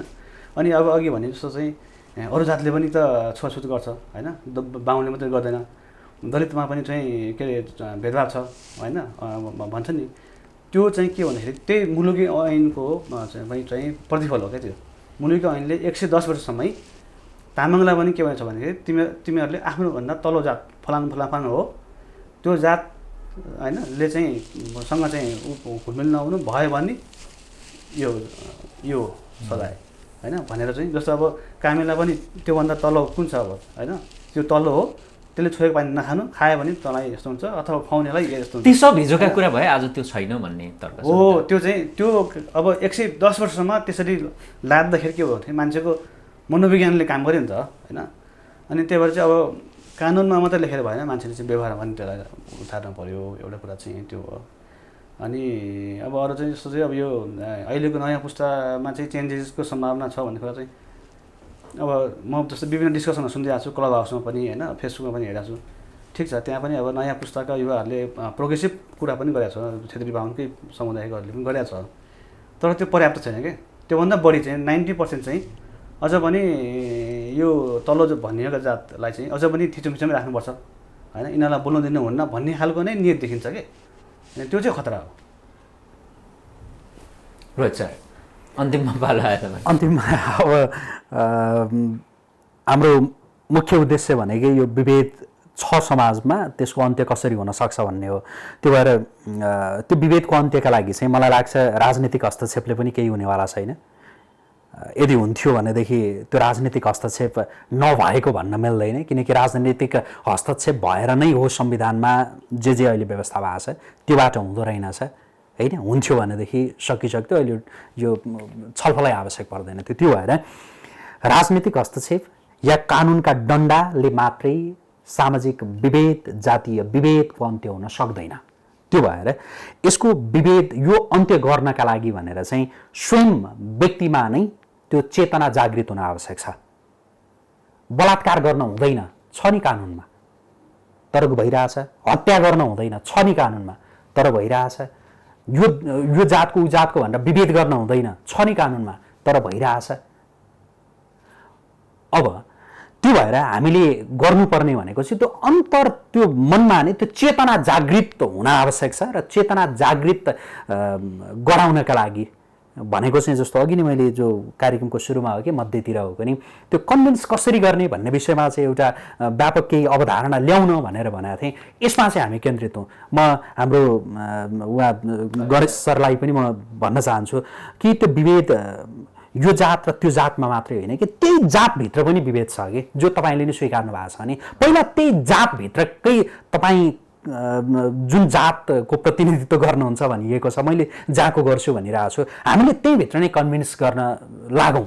तर त्यो कन्भिन्स कसरी गर्ने सबैलाई कन्भिन्स गर्न सक्दैन। म अहिले यसरी बोलिरहेको छु, उहाँ त्यसरी बोलिरहनु भएको छ, उहाँ त्यसरी बोलिरहनु भएको छ, आफ्नो शैली हुन्छ, आफ्नो बुझाइ हुन्छ, आफ्नो प्रवृत्ति हुन्छ होइन। त्यो भएर यसमा चाहिँ एउटा व्यापक एक खालको हामीले अभियान चलाउँ होइन। कन्भिन्स कसरी गर्ने उहाँ धेरै बुझाउन सक्नुहुन्छ होला, उहाँले केही टिप्सहरू दिनुहोस्, मैले जति बुझाउन सक्छु म त्यो दिउँला, उहाँले जति सक्नुहुन्छ त्यो भएर यति बेलाको मुख्य हामीले ध्यान दिनुपर्ने कुरा भनेको चाहिँ कानुन ठिक छ बनायौँ होइन, त्यहाँ सुधार गर्नुपर्ने धेरै कुराहरू छ, संविधान बनायौँ त्यहाँ सुधार गर्नुपर्ने कुरा छ। मैले त अघि नै भने त्यो राज्यले त कामी त दमाई त जे भनेर भनिरहेछ त्यो भन्न पाउँदैन। त्यो भनियो भनेदेखि त्यसले झन् डरलाग्दो रूप लिन्छ। त्यो भएर हामी आफैमा नै त्यो भित्रैदेखि त्यो चेत जागृत हुने गरी हामी कस्ता कार्यक्रमहरू हामीले सञ्चालन गर्न सक्छौँ त्यतातिर हामी केन्द्रित हौँ। यति गर्ने हो भनेदेखि लाग्छ हाम्रो यो पुस्तामा आइसक्दा त्यो विभेद धेरै घटिसकेको छ। अब हाम्रो छोरी पुस्तामा पुग्दाखेरि त्यो धेरै घटिसक्छ। हाम्रो नाति पुस्तामा पुग्दाखेरि उनीहरूले त्यो बेला त्यो इतिहास लेख्ने चलन त्यति बेलासम्म पनि रहेछ भने इतिहासमा पढ्छ नि यस्तो नि भएको थियो अरे भनेर त्यति बेला रहँदैन। त्यति ठुलो त्यो अबको केही पुस्ता पछाडिसम्मको त्यति धेरै चिन्ता नलिउँ यति भन्छु। र सामाजिक सद्भाव कायम गर्ने गरी हामी अगाडि बढौँ। अतिवाद मैले अघि भने हामी जो कथित उपल्लो जातका मान्छेहरूको केही अगाडिको पुस्ता जो अतिवादी पुस्ता थियो त्यो अतिवादी पुस्ता अहिले कथित तल्लो जातका त्यो पुस्तामा त्यो हावी नहोस्, हुनु हुँदैन। ताकि र सँगसँगै अहिले उपल्लो जातकाले नै अघि सरले भनिरहनु भएको थियो कि कहाँ के पोतेर जस्तो रूपाजीको होइन त्यो फेसमा के पोतेर जे गरिरहेछन् त्यो एकदमै अतिवादी। अब त्यो प्रवृत्ति जन्ने कुरा हो कि त्यो जात जन्ने भन्दा नि प्रवृत्तिकै मान्छेको त्यो दिमागको कुरा हो कि त्यो दिमागलाई नै हामीले सफा गर्नतिर चाहिँ लागौँ। दिमाग सफाको त्यो अभियान चलायौँ भनेदेखि हुन्छ। नभएदेखि यहाँ राजनीति हस्तक्षेप या हुन्छ नि कानुन जे बनाए पनि हामीले मात्रै होइन विश्व सर हाम्रा नाति पुस्ताले नि यस्तै टेलिभिजन कार्यक्रम बनायो भने त्यति बेला पनि यही गरेर बस्नुपर्छ। यति हो। यसमा थप्छ त त्यो के अरे तपाईँहरूको समुदायमा पनि छुवाछुत छ होइन, त्यो तपाईँहरूले मिलाएर आउनुहोस् अनि हामीसँग कुरा गर्नुहोस् भन्ने खालको चाहिँ त्यो इस्यु डाइभर्ट गरे सरी सर मैले त्यसो भने तपाईँले त्यसरी बुझ्नु भयो भने मैले भन्न सरले अघि धेरै पटक भन्नु कन्भिन्सको कुरा कन्भिन्स गर्दाखेरि पनि त कन्भिन्स हामीले गरौँ भन्ने कुरा हो। कन्भिन्सको ब्यारोमिटर त कानुनै हो नि त, फेरि पनि प्रणाली नै हो नि त। किनभने हेर आमा हामीले चाहिँ यो जातपात छुवाछुत गऱ्यो भने कानुनमा यस्तो व्यवस्था छ, यति दण्डस्तरी बना छ, यति त्यस्तो छ भन्ने नभनिकन त्यसो भएदेखि हामीसँग कानुन छँदैछ होइन, हामीसँग संविधान छँदैछ। जसरी अस्ति हामीले हाम्रो के दिदी के प्रधान के दिदी उहाँले जसरी लगेर थुन्यौँ ती हजुरआमाहरू जो अहिले पनि आज बेलुका घरमा गएर मैले कुरा गर्दाखेरि नि मान्दैनन्, तिनीहरू सबैलाई थुन्दिनु होइन। जस्तै तपाईँसँग गर्दा तपाईँले के गर्नुहुन्छ मलाई थाहा छ नि, तर म मान्छे चाहिँ जातका आधारमा छुवाछुत गरेर म त अदालत जान्छु त्यसमा त के कुरा होइन, म त जान्छु। यदि लास्टसम्म पनि उहाँ 80 वर्ष होइन 200 वर्षको मान्छे भए पनि त्यही कारणले बित्नु भएछ भने बित्नु न के गर्नु त नि होइन। अब हामीले त्यही कारणले चाहिँ मर्नु पर्यो। अजित मित्र अहिले पनि हेर्नु टिचिङ हस्पिटलमा चाहिँ एउटा यथार्थ के हो भने हामी यो कार्यक्रम सकिसकेपछि सबै कन्भिन्स हुन्छ। मलाई थाहा छ कि हामी आफैले त्यो मान्छेलाई आफ्नै परिवारभित्रका व्यक्तिहरूलाई सबैलाई कन्भिन्स गर्नका लागि चाहिँ साँच्चै हो नि भन्ने कुरामा चाहिँ हामी कन्भिन्स छौँ। जसरी कि मैले दिपेन्द्र सरले भनेको कुरामा म कन्भिन्स भएँ भनेर भने मेरो कुरामा कन्भिन्स भएँ भन्नका लागि अप्ठ्यारो लागिरह्यो भनेदेखि केही भन्नु छैन। तर साँच्चै त्यो भित्र हामीमा त्यो भित्रैदेखि आयो भनेदेखि मात्रै हुन्छ कि भित्रैदेखि आएकै जस्तो मैले चाहिँ तपाईँले भन्नु खोजेँ होइन कि मैले चाहिँ अहिले फेसबुकमा अथवा चाहिँ ट्विटरमा देखिरहेको त्यो एउटा प्रवृत्ति छ कि इस्यु डाइभर्ट गर्नको लागि चाहिँ तिमीहरूमै चाहिँ छुवाछुत छ पहिला तिम्रो सल्टाएर आऊ अनि हामीसँग कुरा गर भन्ने खालको चाहिँ देखेको छ होइन। जसले यति यसरी लेखिरहनु भएको छ, जसले नेगेटिभली आइरहनु भएको छ, उहाँहरूले एउटा कुरा के ख्याल गर्नु पनि जरुरी छ भने तपाईँले जे गर्दै हुनुहुन्छ तपाईँको अर्को पुस्ताले त्यही सिक्ने हो है। त्यो चाहिँ तपाईँहरू ख्याल गर्नुहोस्। तपाईँले अर्को पुस्तालाई के दिँदै हुनुहुन्छ, तपाईँले तपाईँको सन्ततिलाई कस्तो उपहार दिँदै हुनुहुन्छ भन्ने कुरा तपाईँले गर्ने बिहेभले, तपाईँले बोल्ने कुराले, तपाईँले गर्ने व्यवहारले, त्यो तपाईँले जे सिकाउनुहुन्छ तपाईँको अर्को पुस्ताले पनि त्यही सिक्ने हो। तपाईँको अर्को सेकेन्ड पुस्तालाई, तपाईँको जेनेरेसनलाई, तपाईँको सन्ततिलाई तपाईँ एकदमै सुन्दर फुल भएको हेर्न चाहनुहुन्छ कि के हेर्न, त्यो तपाईँहरूको हातमा छ। त्यो पनि मलाई त निराशा बनाएको त केले भन्दाखेरि यो बुढापाकाले होइन नयाँ पुस्ताले जाने परिवर्तन भइसक्यो भन्ने जुन त्यो थियो नि, त्यो त यो अहिलेको चाहिँ यो डिबेटले त समाज त पार्दियो। किनभने ट्विटर त अब भनौँ न हाम्रै पुस्ताका कतिपय मान्छेले चलाउँदैन होइन। अनि फेसबुक चलाउने अहिलेको यो लेख्ने पढ्ने को छ त भन्दाखेरि त्यो 95 उमेर टिकटक भन्नुभयो भने टिकटक चाहिँ अझै नयाँ पुस्ताको त्यहाँ धेरै गाली खाइराख्नु गाली भनेपछि त नयाँ पुस्ता जाने त्यो मैले भने हामीले अघि एकदम सम्मान गर्न चाहन्छौँ। रोहित सरले भन्नुभयो उहाँसँग चिन्ता पनि भेटभाट पनि भएको छैन आमासँग। अब 95 वर्षको उमेरको मान्छेलाई अब केही त्यस्तो अन्यथा भयो भने म सरी भन्छु। तर पनि त्यो उमेर समूहका मान्छेलाई भनौँ न उनले टिकटक बनाएको छ र उनले जाने फेसबुकमा लेख्या हो, उनले ट्विट गरे हो र होइन नि। गरे त कसले हो त भन्दाखेरि रूपाले गरे हो, सरस्वतीले गरे त सत्य नै। सरस्वतीजी फेरि खेलकुद परिषदको कर्मचारी हुँदो रहेछ होइन। नेपाल खेलकुद परिषदको उहाँ कर्मचारी हुनुहुन्छ। अनि कर्मचारी हुने अनि त्यस्तो गर्न पाइन्छ। उहाँले जिम्मा लिनु पर्दैन आफ्नो सासूको, आफ्नो आमाको, आफ्नो बुवाको।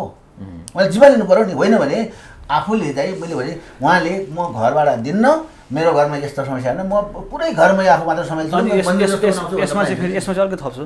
जस्तो धेरैले के भन्ने गरेछ भनेदेखि चाहिँ त्यो तपाईँको चाहिँ दलितहरूलाई शिक्षा दिनुपर्छ होइन। अनि दलितलाई ठिक छ, दलितलाई शिक्षा दिनुपर्छ। दलितलाई शिक्षा दिँदाखेरि दलित त्यो जो शिक्षित भयो अथवा जसले चाहिँ सर्टिफिकेट पायो उसको जीवन स्तर के भयो भने उक्सिएला माथि आउँला होइन। तर के भन्दाखेरि जस्तो चाहिँ खास शिक्षा चाहिने, खास चाहिँ विवेक चाहिने भनेको चाहिँ गैर दलितलाई हो क्या, जसले चाहिँ मान्छेसँग मान्छेको व्यवहार गरेको छैन होइन। जस्तो अब के अरे यो त रूपा सुनार त भर्खर नयाँ भयो होइन। अब केही महिना अगाडि दिवा नेपाली भन्ने एकजना मास्टर्स पढिरहेको विद्यार्थीलाई पनि त जात थाहा पाएको 4 दिनपछि घरबाट निकालेको छ होइन। त्यो पनि के भन्दाखेरि गृह मन्त्रालयको चाहिँ अब अधिकृत सहरको चाहिँ हाकिमले होइन भन्दाखेरि त अर्को त्यो रेडियो नेपालको कमला विश्वकर्मा रसाइली भन्ने बहिनीलाई होइन। अब यसरी निष्कर्ष निकालौँ कि अब यो बहस लामो पनि हुन्छ, अब अर्को चरणमा पनि गरौँला कुराकानी कि हामी मानव भएर मानवीय व्यवहार गरौँ, मानवताको हिसाबले सोचौँ, हामी सबै समान छौँ भन्ने कुरा हामी सबैले हृदयङ्गम गरौँ। हामी कसैले काहीँ भेदभाव भएको छ भने हामी जस्तो कम्तीमा सचेत नागरिकले भेदभाव छ है यसो गर्नु हुँदैन भन्न सकौँ। मेरो विचारमा अहिलेको लागि हामीले गर्न सक्ने कुराहरू यति नै हो र यस्तै किसिमका अन्तर्क्रिया छलफलहरू निरन्तर रहनुपर्छ। सहभागी भइदिनु भयो चारैजनालाई